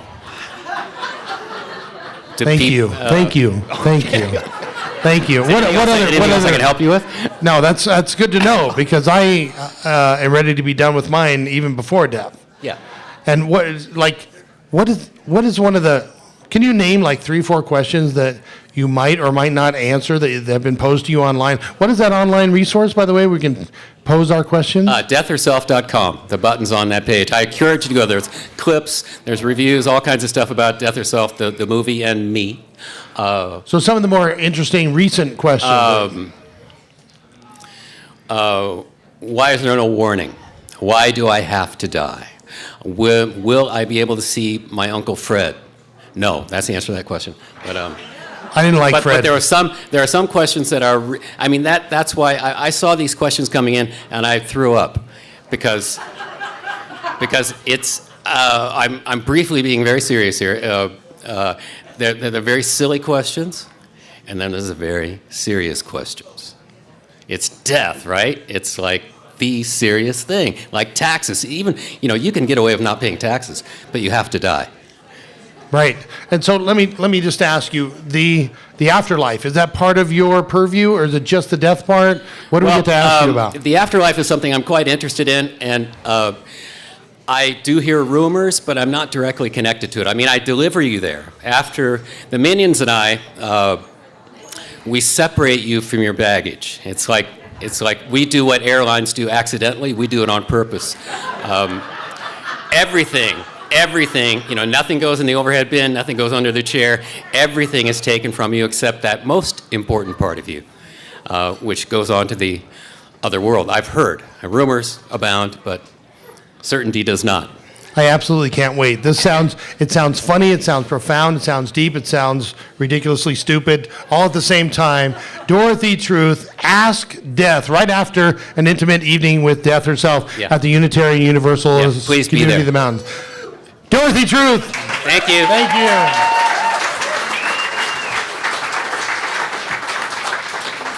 you. Lisa Rothman is back with a brand new show. She workshopped it here in the summer. She's bringing it back. I believe it's a world premiere, and she's going to be doing it at the March. This is an amazing, amazing, talented person. She acts with and performs with her entire being, her entire body. There it is, right there. Sorry you can't see it, KVMR, but she is an amazing performer. I urge every one of you, no matter how long you have been a performer or an audience member, to come and see this woman. She is absolutely the prima ballerina of using your entire body to tell a story. Please put your hands together for Trolls in Yoga Pants and Lisa Rothman. Thank you. Thank you, everybody. I am a fairy godmother and the originator of the wander in the woods approach to life. Right now, we are at a private school that is holding a winter carnival, and I just introduced myself to my new client. I'm the new client. I must be losing my mind. There, sweetheart. My adult clients always react like this. Kids, much easier. Speaking of kids, I hope my new client gives me permission to talk to her son. His name is Ezra, and he's 5 years old. Are you crazy? You turned my father into a chicken. That's right. And then this so-called fairy godmother shrank me. I am now a tiny chicken in my daughter's acorn pouch. Well, what are the acorns for anyway, Lisa? To pay for the activities at the carnival, Dad. They've got pagan caroling. I have to tell my son Ezra what's going on. Ezra, come here. Don't you dare, Lisa. I don't want my grandson worrying about me. When my daughter opens this pouch, all my grandson's going to see are acorns. Dad, get back in the pouch. Oh no. My dad's stuck between my boobs. I'm suffocating. Mommy, 1 sec, Ezra. Dad, stay in the pouch. Don't tell Ezra, and I will. Mommy, what did you put in the pouch? The name of the show is Trolls in Yoga Pants. The first one is Friday at 8 at the Unitarian Universalist Church. Come and find out if things end happily ever after. That's Trolls in Yoga Pants. Thank you, Lisa. Lisa, you have been performing at the Marsh. Tell us what the Marsh is and about your sold-out command performances there at the Marsh. Yes, so my previous show, Date Night at Pet Emergency, which I had the pleasure of bringing here to the Nugget Fringe Festival 2 years ago, I also presented it at the Marsh Theater, which is this very special theater dedicated to solo performance. And it got extended 3 times. So people liked it, and I look forward to doing this here and having people like it here. So please come. Lisa Rothman, Trolls in Yoga Pants. Come out and see her. I understand there's some very special women here, and I just don't want to say too much about them because I may have to sleep on the couch. So, yeah, introduce yourselves, or shall I say, put your hands together or somewhere for the Menoposse.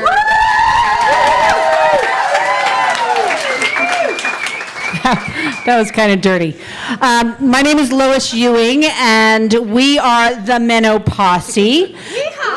We are a 100% improv comedy group, so we have the easiest job because we didn't have to rehearse really. We actually do meet regularly to practice, but we don't have to rehearse because everything is made up with your suggestions. If you come see our show, you will suggest things to us, and then we will do things. So between us, we have over 500 years of experience. You're welcome in advance.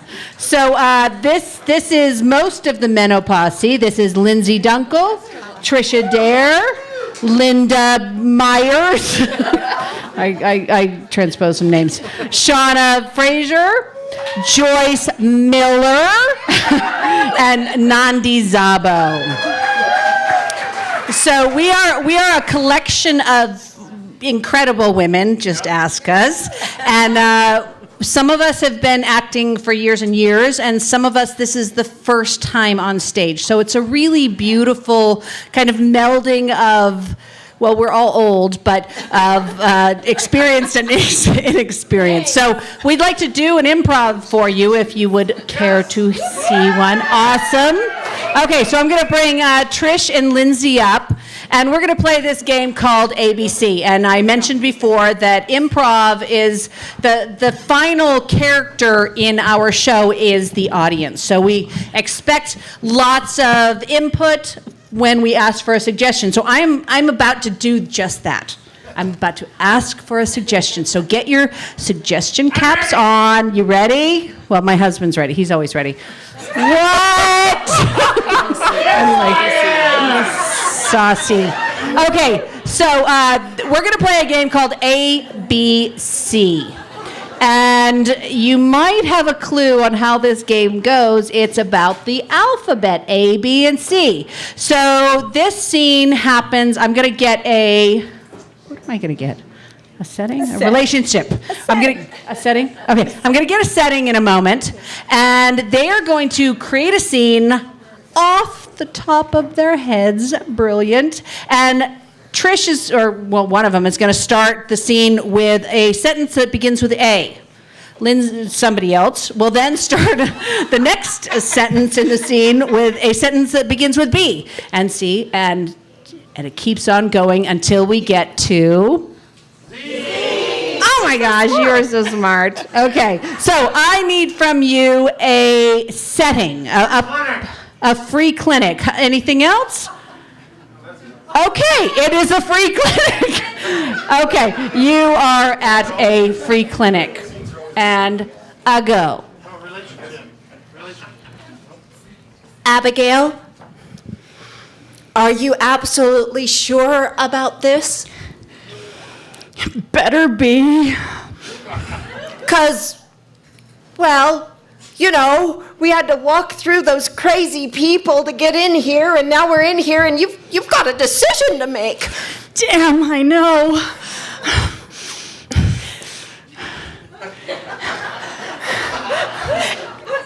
Every woman in the world has important choices to make, and this is one for you. The word I want to say that starts with F I can't say on the radio.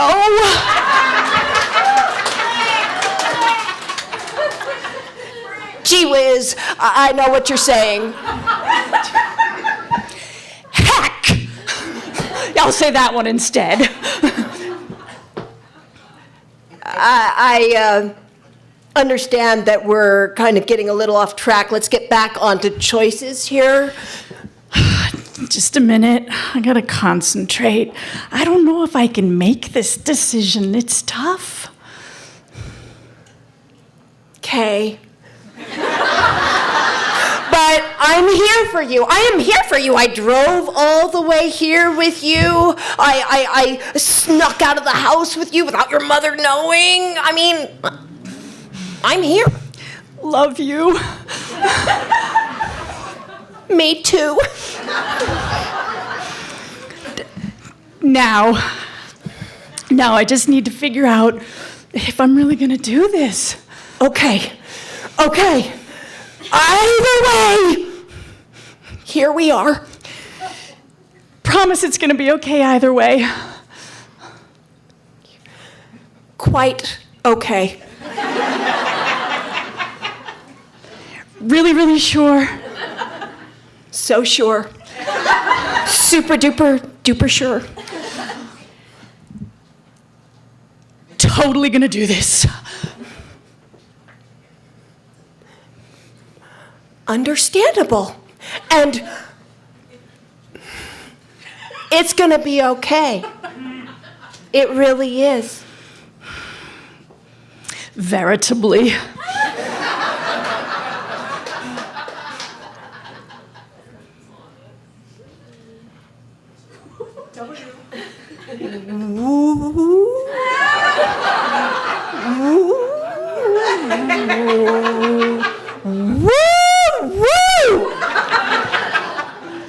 Right? X-rays aren't required for this, are they? You know, we can ask the nurse, but I don't think so. Xavier doesn't know anything about this, so don't tell him. That's ABC. Thank you so much. We are performing 3 times at the Holbrook Hotel in the Arletta Douglas Room on Saturday and Sunday at 3:30, and then next Friday at 8 o'clock. We do hope you come. It's fun. It doesn't really happen if we don't have an audience, so. I object and I demand a recount because Xavier is actually spelled Not if you can't spell well. Zachary. It was Zachary. Xavier was the guy before. Thank you very much. Zoom! The Mental Posse!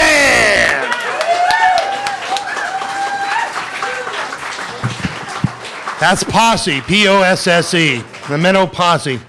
You know, I want to talk about this next group after, if I may. So prepare to be amazed. Prepare to focus. Prepare to, I don't know, I'm building you guys up. Don't mess this up. Here they are. They defy genre. Figmentally.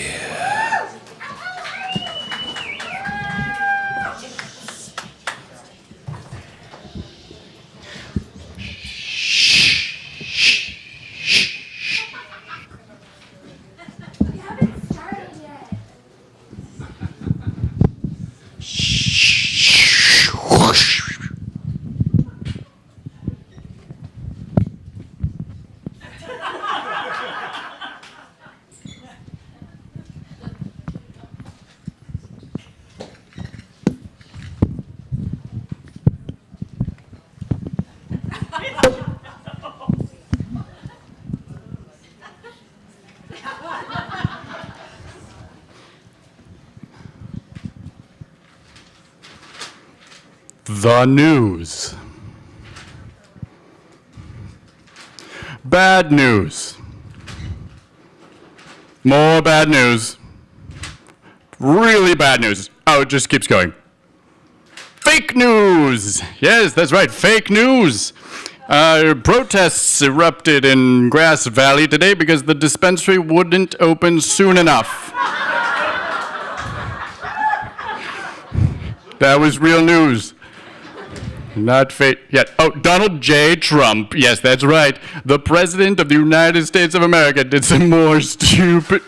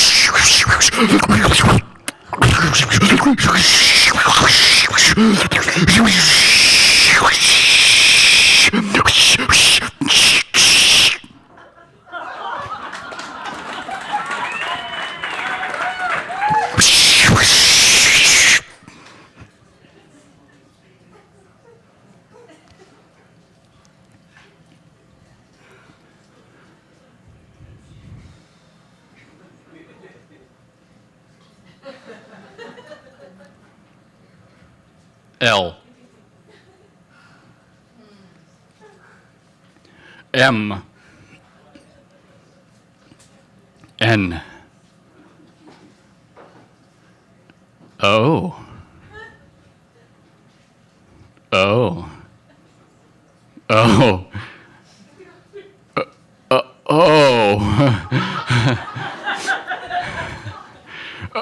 O is my favorite letter. Oh, yeah. Oh, don't stop turning. Yeah. Oh, it tickles. Oh.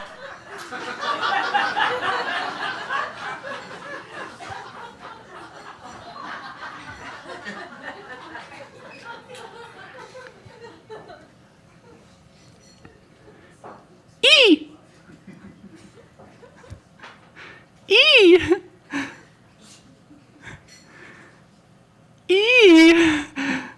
E is my favorite letter. E. Oh, you, especially you.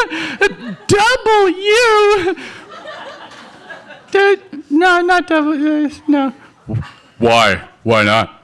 Why not? Yeah, why not? Sometimes why? Why? Yeah, no.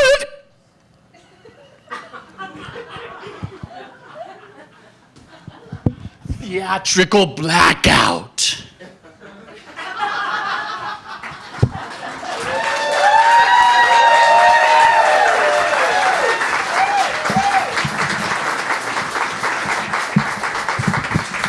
That was Figmentally, and if you're not here in the audience, I bet you wish you were at this point. Just two amazing performers from the Bay Area. That's right, that's how we say it around here. That's how I say it anyway. But tell me about the show. I mean, we heard some amazingness, and yeah, you can stand there. And I saw you guys at Fresno at the 17-year-long Rogue Festival, and I went, oh yeah, I gotta have them. O is his favorite letter. Grass Valley. E. And here you are. So tell me some interesting stuff. I want to ask you really boring questions like, how did you meet? How did you come to do the show? But you got way better answers than that. So tell me what you say about your show. It's a literary story without very much talking. A literary show for the illiterate, as it were. Due to the other one, where it's not much talking. This is the much talking that we will do. Really in the doesn't whole work show. well on radio, but Apologies to the radio listeners. We it's also an say- amazing show. We also say this story is as if Charlie Chaplin walked into a painting by Salvador Dali. So it's a clown show, the dreaded word clown. We try not to use it. It's a dirty word in this day and age. But it's a nouveau clown. It's the comedy without words. It's SNL without all the talking. It's the absurdity. It's circus without the du soleil. It's circus without the cuss. No? Nothing? Yeah, nothing? And without the elephants, too. True. Okay, these guys really are amazing. They too use their entire bodies, as you've seen, and really creative, really out the door, crazy, mind-boggling stuff. And I just want to say, most of our shows are, I shouldn't say it that, but your show is kid-friendly, and you have a special kid price, right? Yeah, $10 for kids. Yeah. And it truly is for all audiences. We actually wrote this show for adults and then quickly found out that kids really love it too. So it's those jokes for you guys and the kids are laughing too, but it's truly for all ages. Yeah. Also, the first 4 people that introduce themselves to me this evening will get a free ticket. And the first 3 people who introduce themselves to me will also get a free ticket. No. That's 7 people and no artists. Okay. I mean, you can be an artist, you just can't be performing in the Fringe Festival. Bring your parents, bring your grandparents, bring your kids and grandkids too. Think mentally.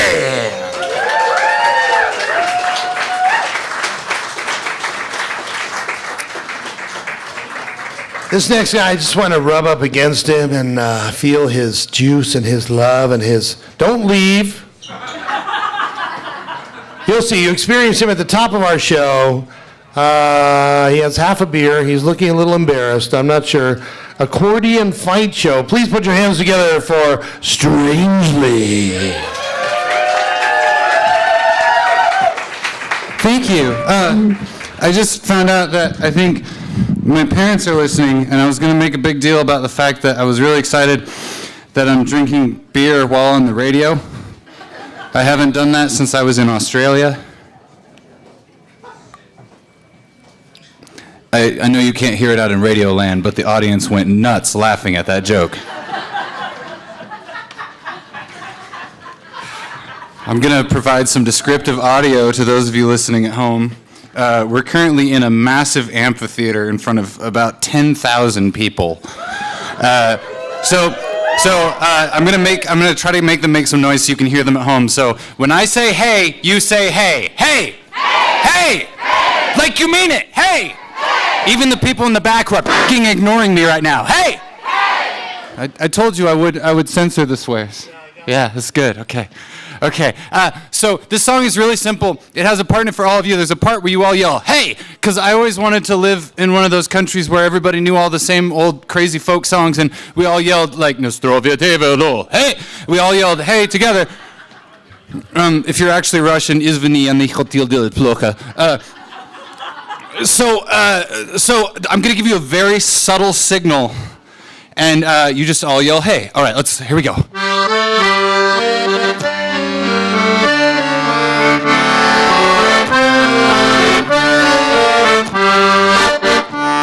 For those of you listening at home, 2,000 people just got up and left the stadium because they heard an accordion. All right, get ready for the signal. Okay, I didn't realize that pot dispensary joke was so true, but you're all having a hard time keeping up with me, so I'll give you one more chance.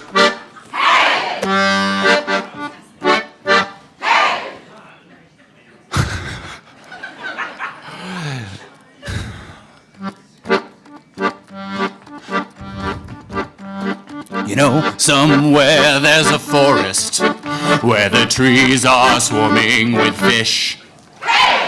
Everyone who lives there in that place must be where the terrestrials could be. You're getting there. Grab your bag and go with me. It's a swell time for an adventure. You know there are things you long to see beyond that far horizon.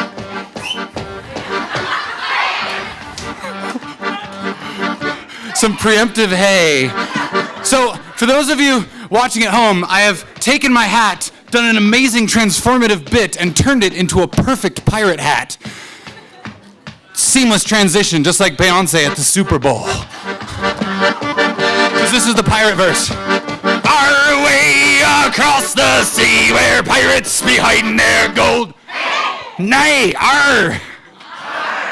There be an island on a turtle's back and a castle all covered in mold. Grab your bag and go with me. It's a swell time for an adventure. Huge pyrotechnic displays start going off behind me. The Blue Angels fly over. Still walkers appear. Aerialists, jugglers with flaming swords. And the crowd goes wild as I dance while playing.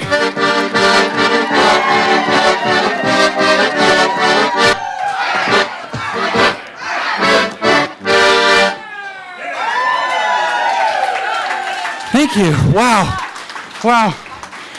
That was so good.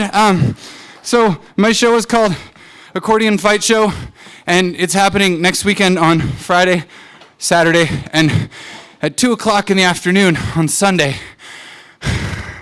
It's a show with drinking songs in it. So we'll see how the Sunday afternoon show goes. Have some mimosas maybe. And it's next week. Strangelyandfriends.com. You can find out all about me. Please come see it. It's my first time here, and I'm already having a good time. Thank you. Strangely, I think you speak for yourself, my friend. Thank you so much. Really, really, really great guy.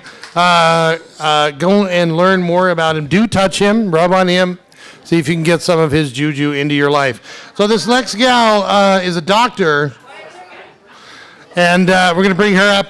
And just want you to know that the box office is open here. You can buy tickets online. You can buy tickets on your phone. There is a box office right here with 3 beautiful people ready to sell you tickets.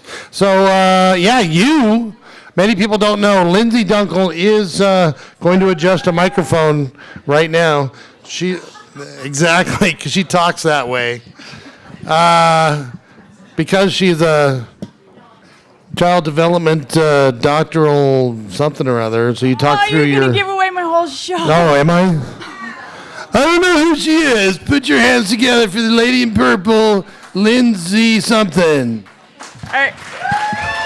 Thank you. You're gonna leave me up here alone, Scott? No, I'm not. I'm going to stand right here. Hi. Hi. Go ahead. All right. Pay no attention to me. People keep asking me how I got the name for my show. How'd you get the name for your show? The Doctor is in. The Doctor's in. Well, what happened was when I decided, with some help from my friend Scott, that I was going to do a show at the Fringe. Yes. I did some research because I wanted to have a big audience because I hear you can get rich doing theater. And so I was like, well, what's popular, you know? And you know what's popular? CSI, you know, like crime scene investigation, all these. I know so many teenagers who want to be, forensic pathologists, and they want to go into forensics, right? So I thought, you know what? I'm going to do an autopsy, right? And so I planned the show, and then I ran into some problems with the health department because apparently, I mean, it would have been okay if the Fringe was just one weekend, but it spans 2 weekends, and they were worried about decomposition and things, so I had to give up the whole autopsy part. But I'd already gone to press with my stuff, and originally the show was called The Doctor is in the Abdominal Cavity. So I had to cut out the last 3 words. And we're just going to go with The Doctor is in. So that's how I came up with the name for my show. I like that. I like that. It's a good name. Yeah. And what is it? Is it about being a doctor? Is it about having sex with your husband? Is it? No, that was my last show. Your last show. Yeah. World-class practitioner of having sex with her husband. Yeah. I believe it was Olympic athlete. Okay, there's that. Yeah. Do you have anything you want to demonstrate right now? No, thank you. Okay. It doesn't play well on radio. Okay, so you are at the Iron Door. I'm at the Iron Door downstairs at the Holbrook. And this is a comedy about being you. It is. It's kind of like getting naked on stage. I'm just going to tell you what happens in my head. Naked Lindsay. And when's your show?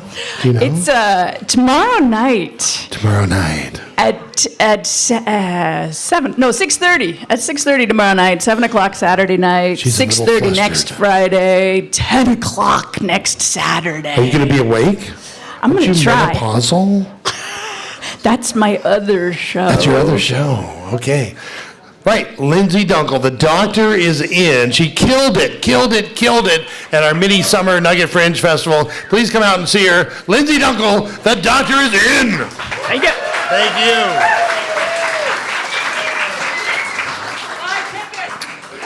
Buy tickets. I'm looking for Howard, links, and friendly rivalries.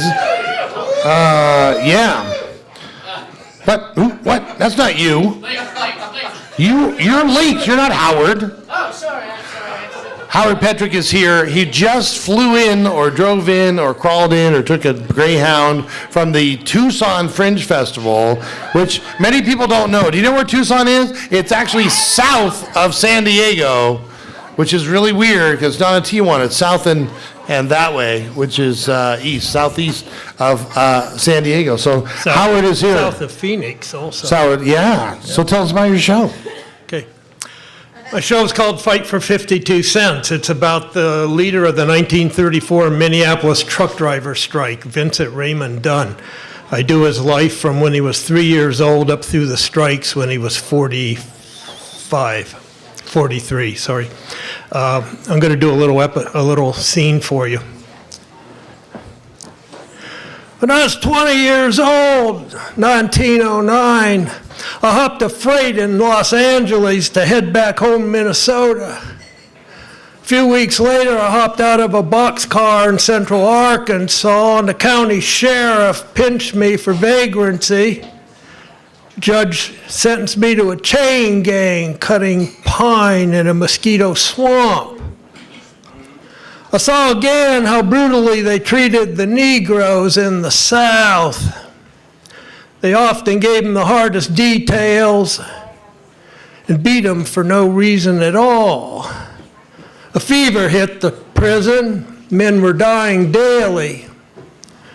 After a few weeks, they made me a water boy and took off my shackles. One afternoon, I was going by this huge black prisoner, and he called me over for some water. As he's reaching down in the pail for the cup, he looks me right in the eye, and he goes, "You ain't never gonna make it in this swamp, boy. Now, when you get over by that primrose there, I'm gonna make a terrible commotion here. And when I do, that bull over there behind you, when he come this way, you hightail east, and you don't stop till you get them railroad track. Now, you want to stand? I won't see your face around here no more." A few minutes later, I'm running through that swamp as fast as I can. My legs ache, my lungs burn, but I just keep on going. I thought I was never going to find those railroad track. And then through a little clearing, I could see some motion, and I realized that's where the train was. I head over there, and I catch me a boxcar just as them dogs are getting close. I've spent a lot of time over the years wondering why that man put himself in peril to save me.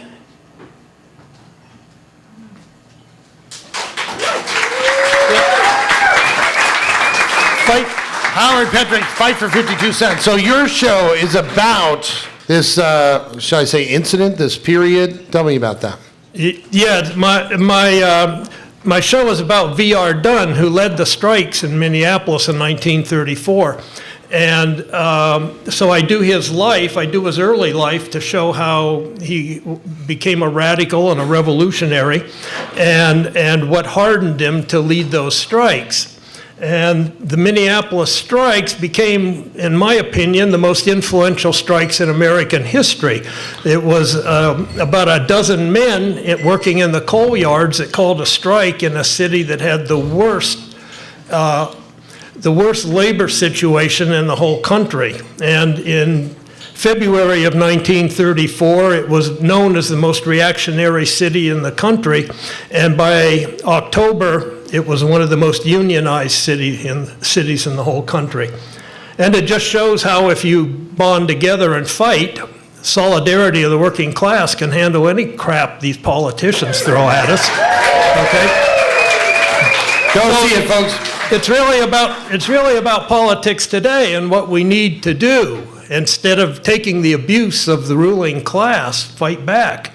We're the victims, don't be blaming each other. We are the victims, and so let's blame the people that are doing it to us. Thank you, Howard. The show is Fight for 52 Cents. Get your tickets now, online, or at any time. I don't know what to say about this show. I don't know. Put your hands together for The Lynx Show. The Lynx Show.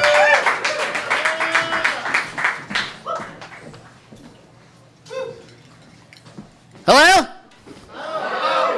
I'll try that again. Hello? For the next 5 seconds, I need you guys to do me a huge favor. On the count of 3, I need you guys to scream, clap, cheer for no apparent reason. All right? On 3. Ready? 1, 2, 3, go.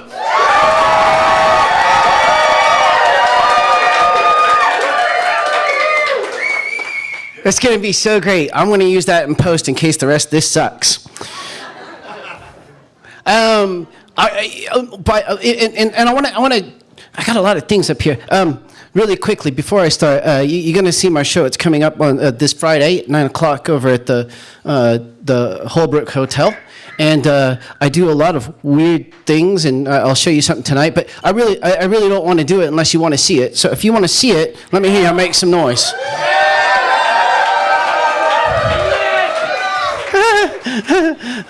Okay.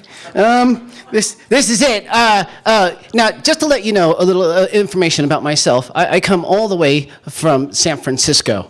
That's right. Oh, I know, right? Like, it's only 2 hours away, and I'm not gay. I'm joking. Here we go. Here's what's going to happen. I'm going to do something really quick with this. All right. Ladies and gentlemen, I'd like to introduce to you my sword. It's over 14 inches long. That's right, 14 inches of cold hard steel.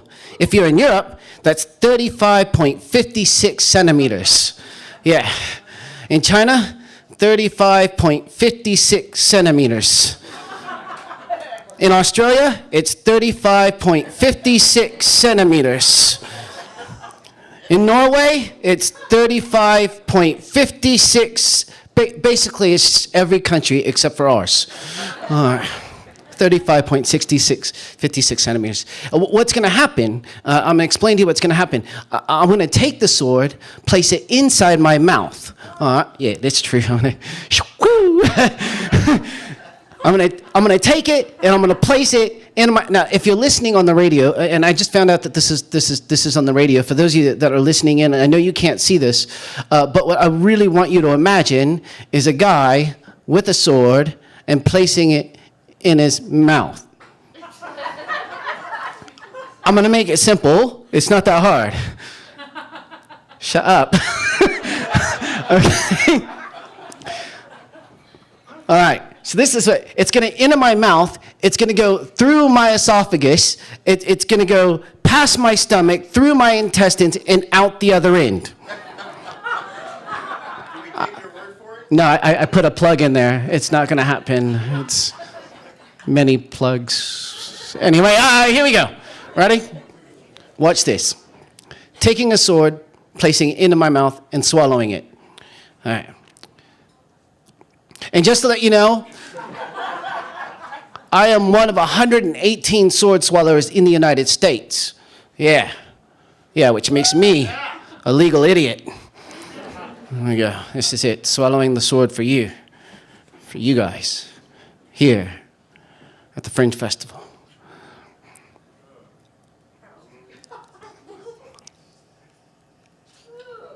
Yeah, it's just polite to lick it before you stick it. This is... What? Well, how do you do it? Oh, here we go. Oh, by the way, when the sword reaches right here inside my mouth, I expect you guys to go absolutely nuts. Because if you don't go nuts, I'm just going to look like some weird loser doing this trick to nobody. And trust me, it's happened. Yeah. It was just me and like 2 other guys. That's weird. All right, so here we go. Can I get a drum roll? There we go.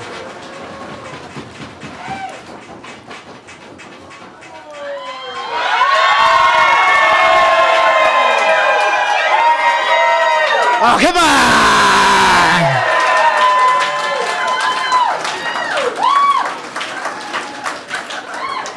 All right, no longer than 5 seconds. If you do it longer than that, I get scared and start to pee. Ladies and gentlemen, once again, my name is Lynx.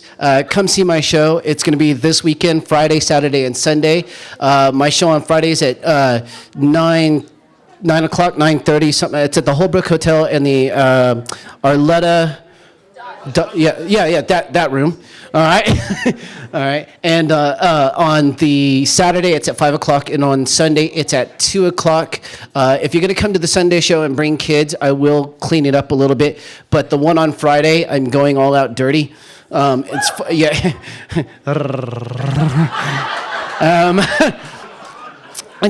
it's gonna happen. So make sure you tell your friends about it. 9 o'clock over at the Holbrook Hotel. Thank you so much. Enjoy the rest of your evening.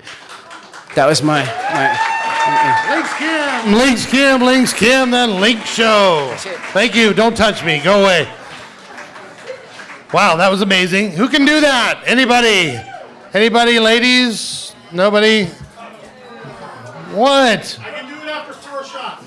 After 4 shots. I don't think you can. All right, this next show was born here, or was it born in Canada, the 51st state? Put your hands together for Friendly Rivalries.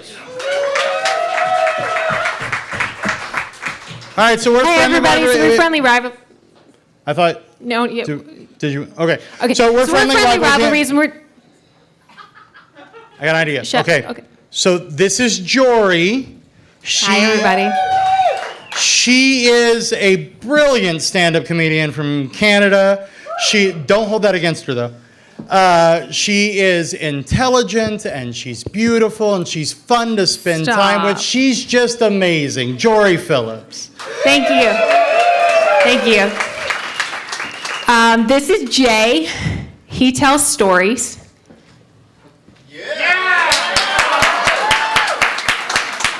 No, I went on. I complimented you. I told you that I was going to compliment you, and I did the best I could, man.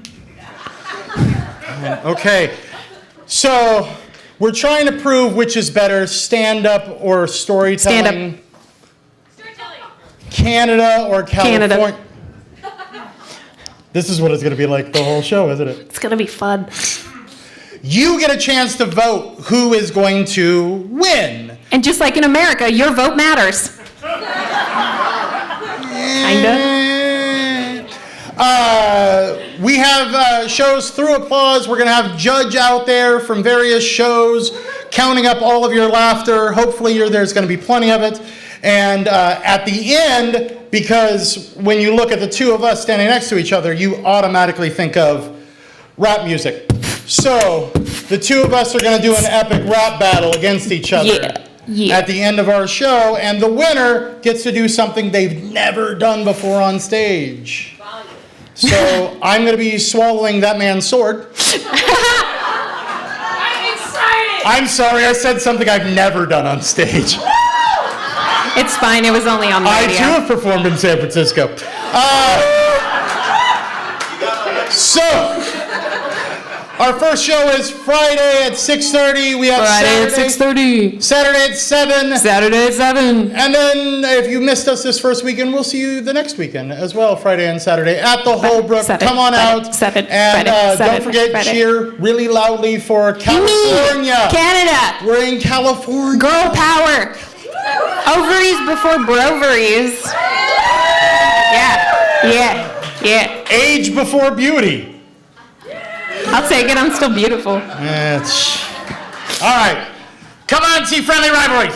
Yeah. Friendly Rivalries. These guys are fun. It's going to be an amazing show. Hey, is Benny here? Is Benny still here? Benny, come on up. So I'm looking for next, just after our station break, which is coming up, I'm looking for Barry, Sarah, Tim, and then So Laugh or Die. And then Let's Misbehave, and we'll be just about done. So, hey, Benny, come over here. So this is Benny, just in from Detroit/Southern California. Hello, everyone. What are you doing here? So, my name is Benny Lumpkins. I am the festival director for the Motor City Fringe Festival, which will premiere in Detroit in 2019. And I am here to observe all the people who I've started to understand just go to fringe festivals to see what to do and what not to do. So I'm here to see, hopefully, all of what to do. And so if you see me in the corner, I'm just observing. Now, I'm not creeping out, I'm just observing. So come and say hello and all that kind of stuff. Right on. Now, Benny, so you have an idea of how to do it a little bit differently, because Detroit's a big place, right? Yes. But because it is a big place, Detroit is a city of, it's up and coming. The artists are taking over.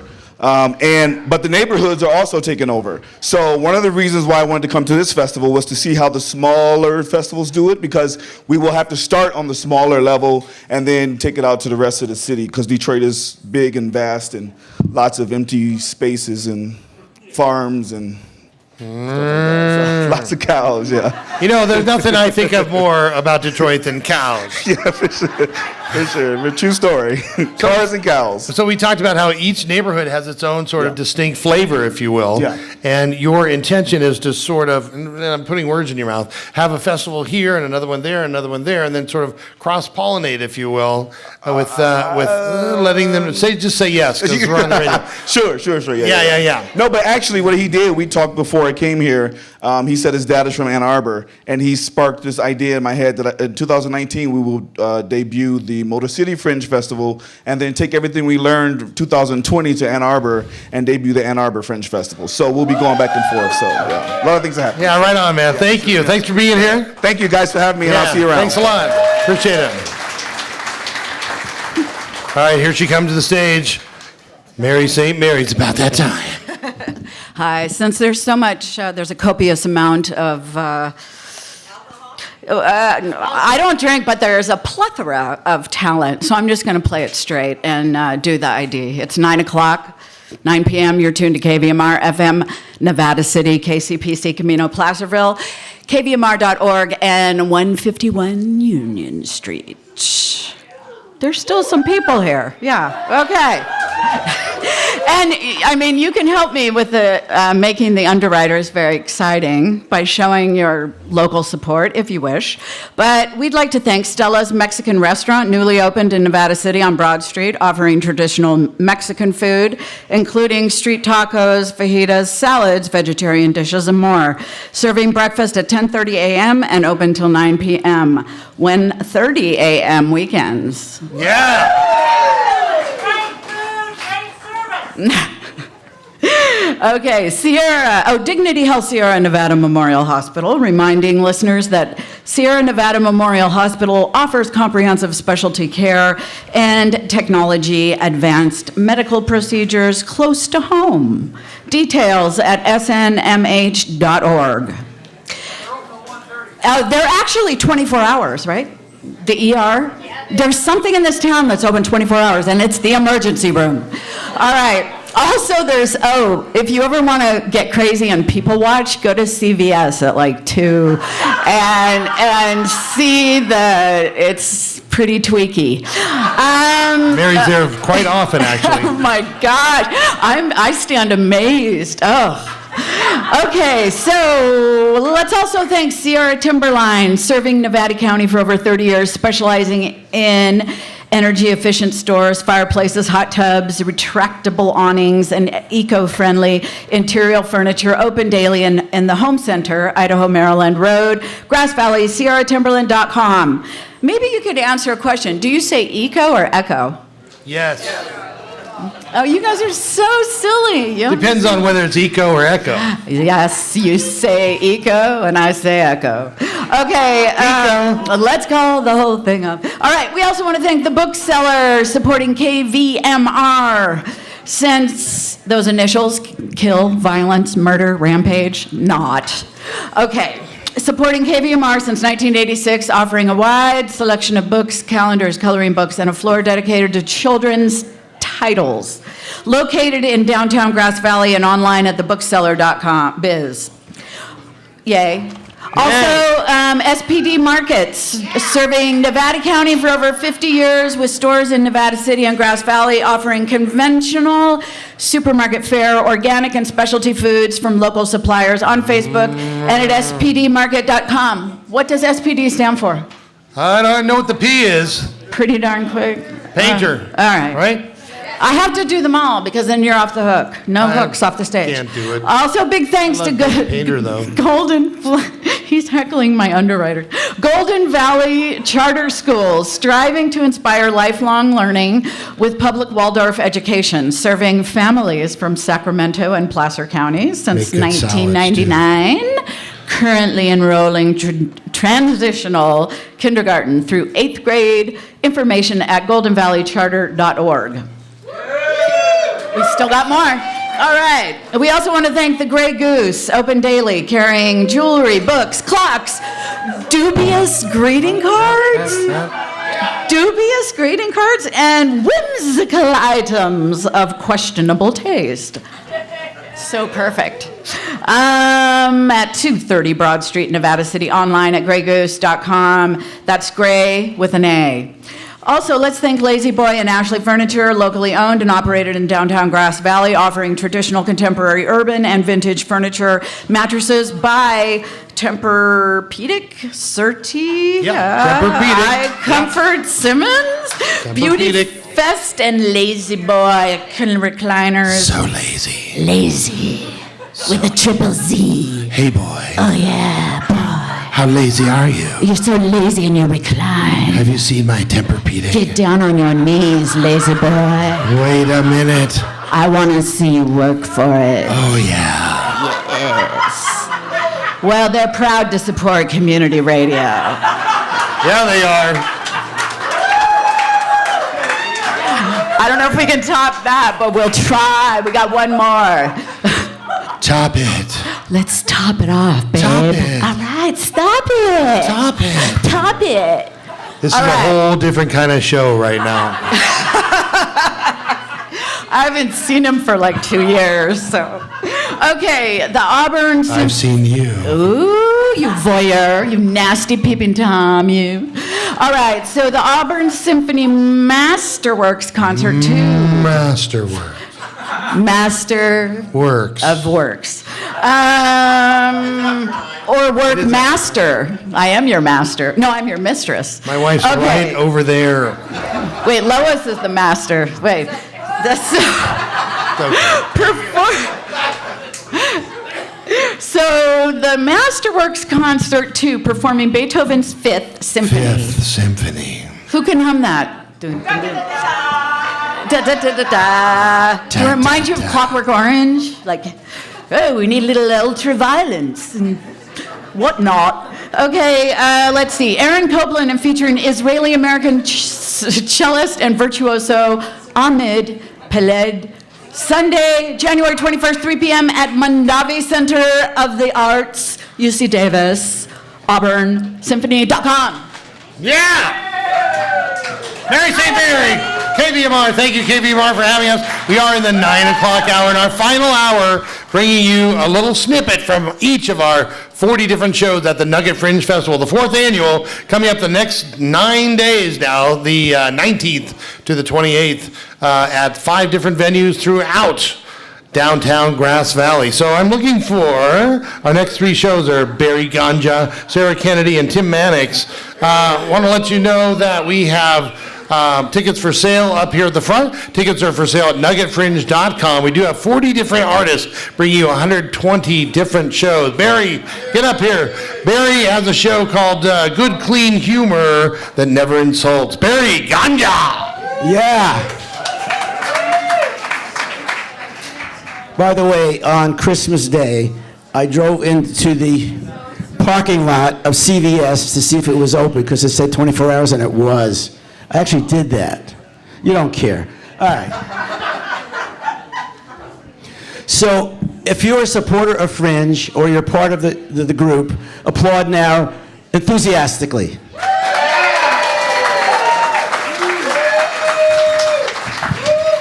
Frankly, that's the reason I came here, so I'm done. Who's next? Oh, hi, Lois. I'll do this for you.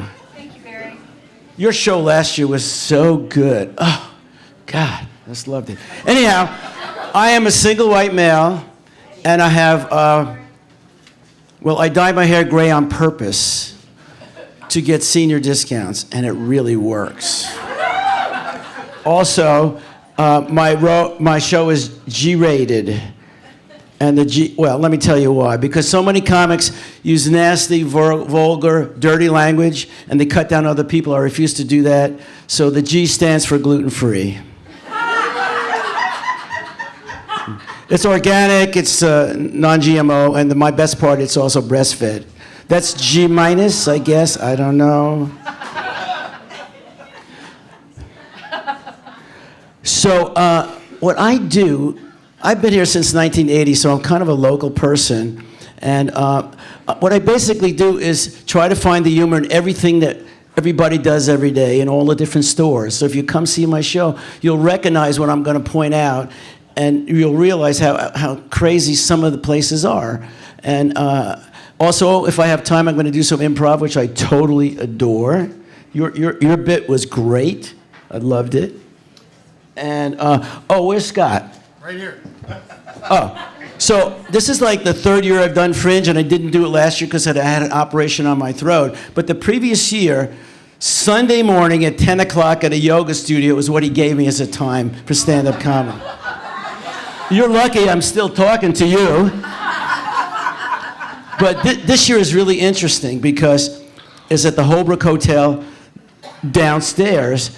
And usually stand-up comedy is like late at night. But when you go down there, it's a basement, there's no windows, you don't know what time it is, so we'll just do it. Let's do it. We'll do it, 3:30, 5 o'clock. It's all in the brochure, you'll see it. What else do I want to say? So, wait a minute. Y'all recognize what this is? Huh? All right. You come to my show and you're going to find out all about, what this is. I do a whole bit on bathrooms, restrooms. They're really elimination rooms. They're not one of either of the others. Okay. So there's a lot of suffering in the world. Could you please come to my show because you're laughing so much? You could sit in the first row and I'll just ask you what... I'll do a Paula Poundstone here. I'll just ask what you do for a living. You'll tell me, and you'll be so embarrassed you'll leave immediately. You see, this is improv. I had no idea I was going to do this. Well done. I never saw the three of you in town before. Are you being paid or what? Oh, you're part of the family. Never mind. That's his daughter. Okay, so the other thing that I want to say is that this is not funny, but we all know there's a lot of suffering in the world. And so I found a purpose for my attempt at comedy, and here's what it is. It's on my flyer. Laughter is a gift, and causing laughter is an act of kindness. Laughter is a gift, and causing laughter is an act of kindness. So that's my purpose. So if you come to my show, I hope that's what you get. So I'll see you there. Where's the toilet, anyhow? Barry Stukin, good, clean humor despite the toilet jokes. Put your hands together for good, clean humor, Barry Stukin. All right, so this next one is about vaginas. So it's best I don't say anything at all at this point. I'm hoping that Sarah will just sort of quietly come up to the microphone and I won't have to say anything else. But I got to tell you, this show is very important and fun. And I hope that if you have a vagina, or if you don't have a vagina, or if you'd like to have a vagina, or you wish you didn't have a vagina, that you'll put your hands together for Sarah Kennedy and the Vagina Odyssey. Thank you. Hi, everybody. I got a little snippet from my show. But that night, I sat down on my couch and, wait, what did I just do? And who is Jorge? We've never even snuggled. Those people are crazy. I am never doing that again. But that night, I dreamt 40 feral pussycats had busted into my apartment and were moaning and clawing at me for food, and I looked around and all I had to feed them was a small bowl of dried up cat food. This did not satisfy these pussycats. I woke up, got the obvious metaphor, and then something miraculous happened. My vagina spoke to me. Now, not in like the silly way I've written into the show for entertainment purposes and to give a voice from what I was feeling from her, but she spoke to me. I suddenly felt a clear, powerful, feminine voice bubble up from within my vagina, and she said,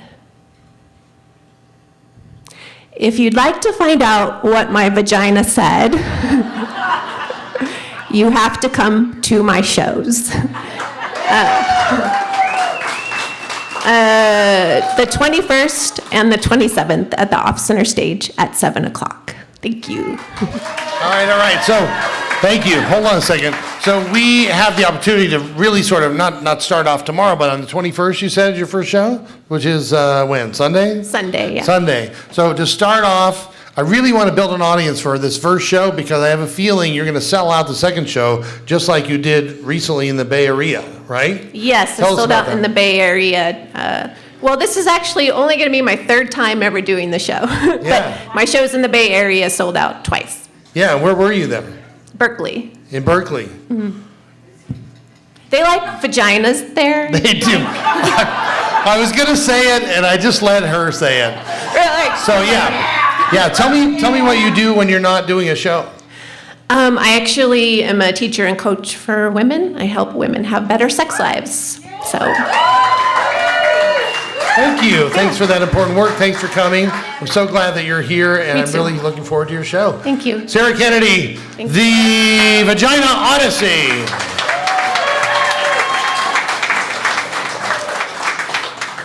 All right, we are down to our last 4 shows. I think we're going to end before 10 o'clock at some point. And this next one, Implausibly Delicious, the Magic of Tim Mannix. Tim is currently sleeping in my basement. And yeah, it's true. It's true. And he's not. He's right there. He's not sleeping. Thank you, Lindsay Dunkel. The doctor is in. Thanks, Lindsay. Put your hands together for Implausibly Delicious. Delicious? Come on, everybody, all 3. Come on, here we go. Yeah. There's like 100 people here. All right, thank you very much. I've never been to Grass Valley. I love this place. It's awesome. Not seen the valley. Haven't seen any grass, but you got a lot of other stuff here that's awesome.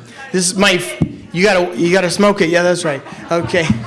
All right, you're in charge of her, okay? I'm a one-man show, one-stop shop. What I love about being a one-man show is, like if I would have said, why don't we name it Implausibly Delicious? Someone else might have said, no, we're not naming it that. There's no one, there was no fight, there was no fight. And so here it is. Now, I don't know if you've noticed, but you don't see a lot of magicians on the radio.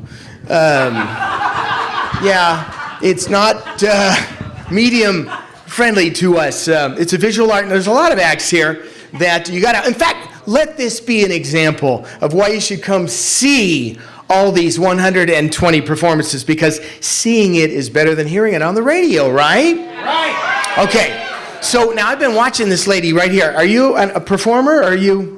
You got a nice face, whatever you are. Would you come up and help me? Give her a little encouragement, people. Okay. Here she comes. I'm going to give you your own mic, because this one's working, okay? Don't knock it over. And I'll use this one. What's your name? Lindsay.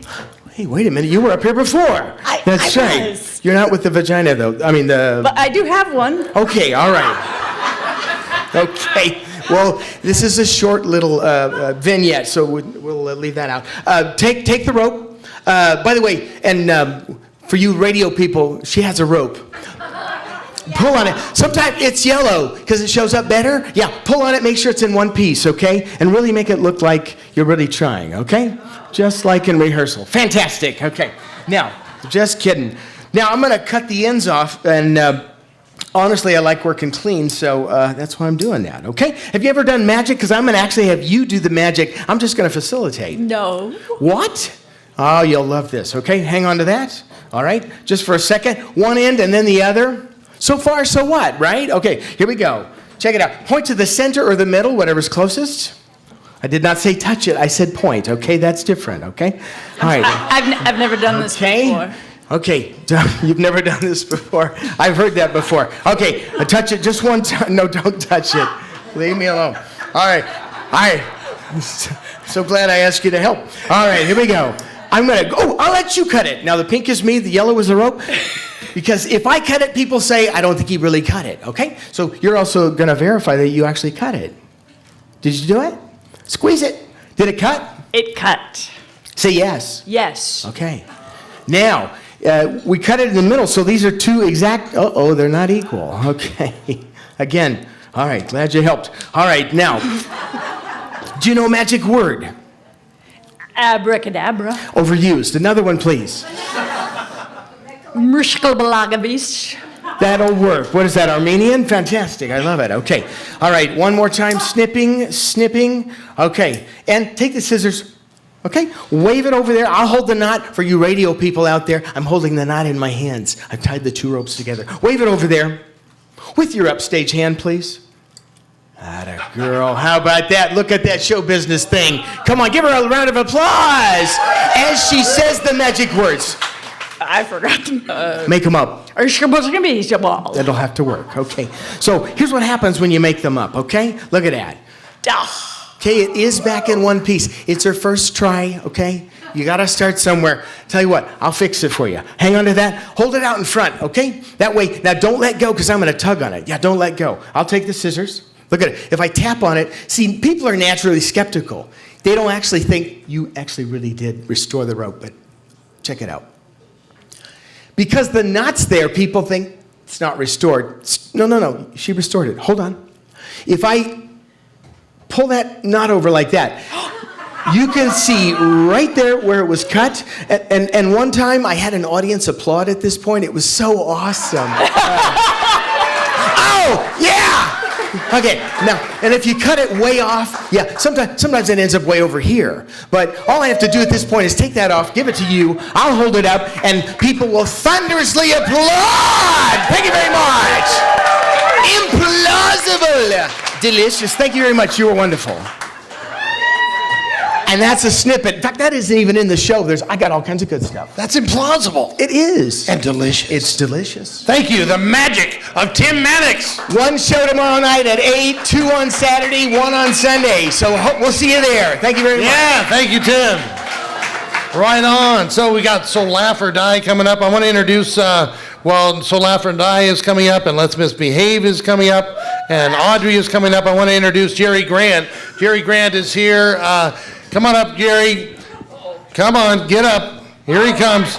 Jerry Grant, the New Jazz Virtual Alternative Orchestra. The New Jazz Alternative Virtual Orchestra. Yeah. About 80 years ago, Benny Goodman gave a concert at Carnegie Hall, and it was the first jazz concert where people actually sat down and listened. And they didn't drink, they didn't dance. I've been working on my blend of jazz, classical, and rock music, and come and hear the New Jazz Alternative Virtual Orchestra. The Virtual Orchestra used to be a real orchestra in Los Angeles, and you can find us on CD Baby and iTunes, but you can hear us live next Saturday, the 27th at 2 o'clock at the Holbrook. Come and hear the only concert in the festival. Thank you, Jerry. Jerry is the kind of guy who would write music for 100 people. He'd give it to an assistant, and they would assemble 100 musicians, and he would walk in with his baton and go like this, and they would record it. That is Jerry Grant, and he's here, right here for you, decided to live here with his beautiful wife, Corinne. And I will say, I acknowledge some of our benefactors and our sponsors earlier. They weren't here. So Jerry and Corinne are helping you to produce this festival for you. Please put your hands together for Jerry and Corinne. Thank you so much. The New Jazz Virtual Alternative, I don't know which word comes first. New Jazz Alternative Virtual Orchestra next Saturday, the 27th. Yeah, 2 o'clock. Fantastic. So Laugh or Die. This is an interesting thing that I like to do. I'm not doing it, but I like to. I don't know. Lindsay talked about it, where people say, "Hey, I got 10 minutes of stand-up, and I don't know, maybe someday." And I go, "You're doing it this time. You're doing it at the next Fringe." And so Jory is here. Shawnee had to leave, I take it. So Jory Phillips, who's in Friendly Rivalries, she's the Canadian part from Canada. And here she is talking about So Laugh or Die. Hi. I'm back. Shawnee left because she hates me. If you guys are looking for an exciting night of all-female stand-up comedy, why don't you come to So, Laugh, period, or, Die, exclamation mark, or, if that's not your jam, go to So, Laugh, exclamation mark, or, Die, period, on the back. The emphasis is up to you. I'm just going to straight read this to you. This is Shawnee. City, country, island, now turned mountain girl, single mom of 3. Shawnee Harris doesn't hold back on having kids, the human race, and how to make America great again. There were air quotes in that for the radio people. And your local Canadian, Jory Phillips, gives her unique perspective on work, island living, travel, and moving to a new country! ! This immigrant might not steal your job, but she will steal your American hearts. Yeah. Please come see us Friday the 19th at 8, Saturday the 20th at 5:30, Friday the 26th at 11 if you're a late night person, or Saturday the 27th at 5:30. It's going to be fun. You'll laugh, I promise. Bye. Yeah, making jokes about punctuation. Love it. Thank you. Pointing out my misprints. Let's misbehave. Another burlesque experience is here. And oh my gosh, here they come. All right, everybody. Yes, we are Let's Misbehave, another burlesque experience. Why another burlesque experience? Because this is our second Fringe. Yeah! And you know what happened last Fringe. We had lines out the door, and we sold out every show. Every show. Every show. And that is going to happen this year. Why? Because instead of having multiple shows, we only have one show. One show. So, if you would like to see very, very sexy people like these lovely folks we have right here. Yes, how many of you would like to see this cowboy take off his clothes? And how many here would like to see this? Well, she's not in costume and wardrobe now, but by say, this is such a sexy lady right here that she is going to woo you and amaze you until your socks literally explode off your feet. So, we are doing one show. It is this Saturday. It is at 10 o'clock. It is at Off Center Stage. Be there! Or, well, don't. But that's up to you. Oh, and also, we have a board member on our crew. We have 22 people in our show. You will see more than you pay for and definitely get more than you bargained for. So presented by Sybil Unrest's School of Undress. Woo! Hooray! And those cheers are for real. This is Let's Misbehave, another burlesque experience. Thank you very much.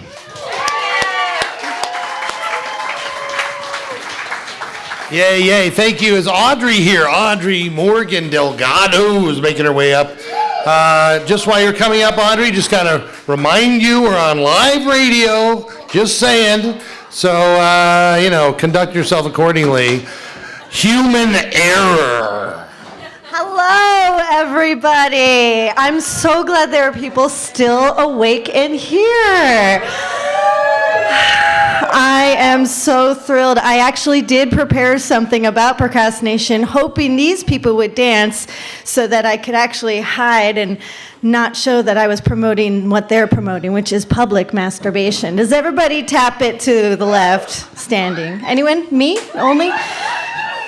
I do late night shows, so it's very kind of crude and sexual, but I am also very sweet and nice. I actually came here to talk about laundry and how I just kind of sit and yell at it because it's all in holes and knots, and I'm so unprepared about everything that I'm actually mushing it all up right now. So anyway, my human error is the fact that I kind of just throw everything out there just to promote the fact that I am an odd person. I just kind of get up, walk, fall down, and I have a dog who's actually a unicorn. And actually, that unicorn makes up most of my show. So why don't you all come out? I actually...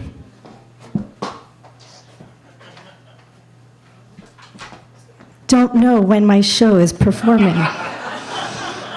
I am performing tomorrow. Tomorrow night, January 19th at 9:30 p.m.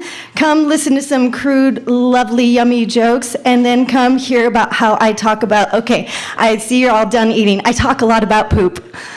So I hope you're okay with that. And then come to the Holbrook over, it's 212 Main Street. Everyone's already said it, the Iron Door. I'm performing late night, and this all just proves that I really need to work on my act. Thank you. Thank you. All right, guys, thank you. Human error. Audrey Delgado, human error. She named it herself. I didn't name it. All right, come on up, Lois. Lois is here to tell us about a show that couldn't be here but will be here. Go. Hi, everyone. Thank you. I feel welcome. It's Eleanor Scott reporting in via the fabulous Lois Ewing. Thank you. My show, Friday at 6:30, Saturday at 7 p.m., Sunday at 3:30. Time out, take a sadhu to Paris. This is a cryptic title, yes, but by the end of my show, you will know what sadhu are. They are Hindu ascetics, and why I found one in Paris.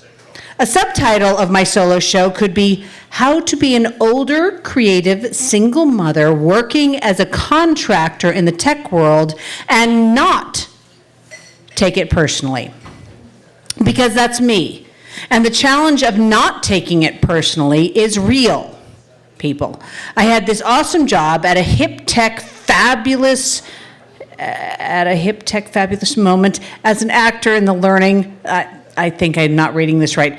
I had this fabulous, awesome job at a hip tech fabulous moment as an actor in the learning and development department. She didn't write it. Yeah, sorry. I was paid well to do improv all day with a creative, astute team of educators, and I was fed like a foreign diplomat. Oh, and at those tech palaces, there are only adults. Not a single stroller in sight. But then the big fancy VP of Learning and Development, who happens to be a white man, shocker, said to me in this role play where we are teaching about communication and trust as managers, Eleanor, just don't bring up gender, okay? P.S. Most of the people I worked with were men. So, just by walking into a room, the gender card is being played. Then more twists and turns and turmoil, and I got fired. Sadness, disappointment, financial ruin. And then Elena Ferrante, Beyonce, Lin-Manuel, my style icon friend, and my beautiful son, they stood me back up and helped me march for all the women, all the people who are not told to be themselves. Please come. Time out. Take a sadhu to Paris. Merci, Lois. Thank you, Lois. Time out. Take a sadhu to Paris. Eleanor Scott. We met her at the San Francisco Fringe Festival a couple years ago. She was going to come all the way here from San Francisco, do that little bit, and then drive back. But her son has the flu, so she will be here for her first show. Time out. Take a sadhu to Paris. Now, Shane Spears is here. I got to tell you, Shane, we are on the radio. Name Tag Blues. Just one look at this guy, and you know your finger ought to be on the button, Buzz. Okay. Shane Spears from Fresno, I believe, and Name Tag Blues. Really struggled to come up with a snippet that would be radio friendly, so know that even if I mess up, there was earnest effort. Name Tag Blues. I'll give you a little preview. Too long, my brothers and sisters, have we struggled under the cruel boot heels of the elites that hold us down and repress us. Those people that externalize their profits, that externalize their costs, they internalize their profits while a great huddled masses bow and scrape at their feet for paltry wages, like so many dogs begging at their masters' tables for scraps. And isn't it ironic that on the cusp of the 21st century, the American worker and the eroding middle class would still be fighting for their dignity, fighting for their voice, fighting for their, dare I say it, very liberty. And I can see the look of confoundment upon my boss's face as he had come to inform me of my impending unemployment.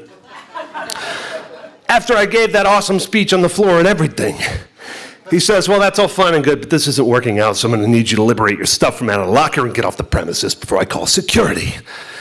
This was just one of many times when I had been fired from a job. It wasn't the first and it wouldn't be the last. Just 4 months prior to that, I got canned from the game supply shop I worked at when the owner caught me shrink wrapping my shoes in the back. And while that was just a misunderstanding of which I adequately failed to explain, this time getting fired was definitely my fault. 48 hours earlier, I was working as a photographer in a portrait studio in the mall. You remember that? Go take awkward family photos in front of pastel backdrops where you're all kind of looking that way. That was my job. One night, New Year's Eve, just as I was about to close up, 5 minutes on the clock, waiting for revelry, a woman walks in with a baby. I said, maybe next time you can come in later, we can make an appointment, or just about to close up. She made it very clear that she was not going to take no for an answer.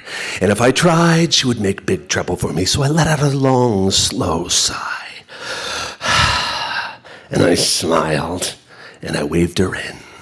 Now, the thing you got to understand about working in a portrait studio is that a baby is a harbinger of very dark things to come, all right? You got the wailing, you got the screaming, you got the yelling, and then you have the baby that's also wailing and screaming and yelling and vomit on the backdrop and parents changing out dirty diapers on the set pieces. And all the while this is going on, you have to make it look like this caterwauling demon spawn is somehow glowing with an effervescent light and what I'd like to refer to as Valium happy. It's the magic of photography. So, some of you are photographers. Mom was a frazzled woman and a white Silicon Valley executive power student. Everything about her appearance said meticulous, all the way down to the jeweled pin on her lapel that was agonizingly placed. She made it clear she was not in any kind of hurry and was expecting perfection at the low, low price of $29.95. Now, I knew what I was getting into. I had done this job for a long time, but when she pulled that blanket back and revealed that face, clearly there was not a baby staring back at me. There was some kind of a mutant, okay? This kid was ugly. That's the only way to describe it, to be fair. Bucktooth, cross-eyed, red chicken hair that stuck straight up on just the front half of its bulbous head. And I seem to remember it having a club foot, but it could be my imagination, just taking a bit of artistic license. It just got worse from there. And if you want to find out what happened, you'll just have to come to the show. Name Tag Blues, tomorrow night, opening show, 11 o'clock, late night. It's a body show. It's really caustic. You'll love it, yeah. Right on, thank you, all the way from Fresno. Shakespeare, Name Tag Blues. We are down to our final couple of contestants here tonight. Where is Marion? Marion Jeffrey, come on up, girl. Marion is in charge of a few fringe shows that we are very near and dear to us, and she's going to tell you about Eclectigoria and the 3-hour plays, and then we'll talk about a tribute to Sam Shepard. That sounds wonderful. That sounds wonderful. I'm so happy to be part of the 2018 Fringe. Scott and Lois, you rock. So, Eclectigoria is a scene and monologue show, and I love this show because our local actors get to present work that they would never get to do anywhere else. You know, you can only just do your monologues to the bathroom mirror so long. We need an audience. So, this year we have 8 pieces, and you just get to choose whatever you want to do. It's not juried. You come in, I said, yes, you just basically say yes. And they came in and there was this theme. And all of the pieces this year we realize have something to do with the truth that we're not seeing. And I was like, wow, this is so cool. And for instance, I'm this year doing something by the most wonderful Sam Shepard, and he wrote it for a 24-year-old man. I'm never going to be cast in this show, but this monologue has been in my monologue folder for probably over 10 years. And now I get to do it, and I'm really stoked about that. The other actors this year are Melinda Thomas, Mary Maverine, Vicki Cambron, Mark Lyon, Sam Adele Mills, Michael West, and myself. 2 of the pieces are original work, and Y'all come, it's really fun. And if you're at all interested in becoming an actor, come to this show and talk to us. We have wonderful acting teachers in this community, and just come and kind of, what is it like to be an actor? We'd love to have you. The second show is the 3-hour plays, and this one I've been involved with every year. So at a given moment in time, I'm going to send out a prompt to the actors, the playwrights who have agreed to do this. They have 1 hour to write a play. They send it back, we print them out. We have 1 hour to rehearse these plays. And it is just this fabulous chaos and the process there. This year, most of the playwrights are from the Sacramento area, and I hope to have them in the audience. 2 of them are high school students. So please come, and I hope that we can find a place to have some feedback afterwards. And Lorraine Webb is here. She's been part of the 3-hour plays in previous years, and she's going to talk about what it's like.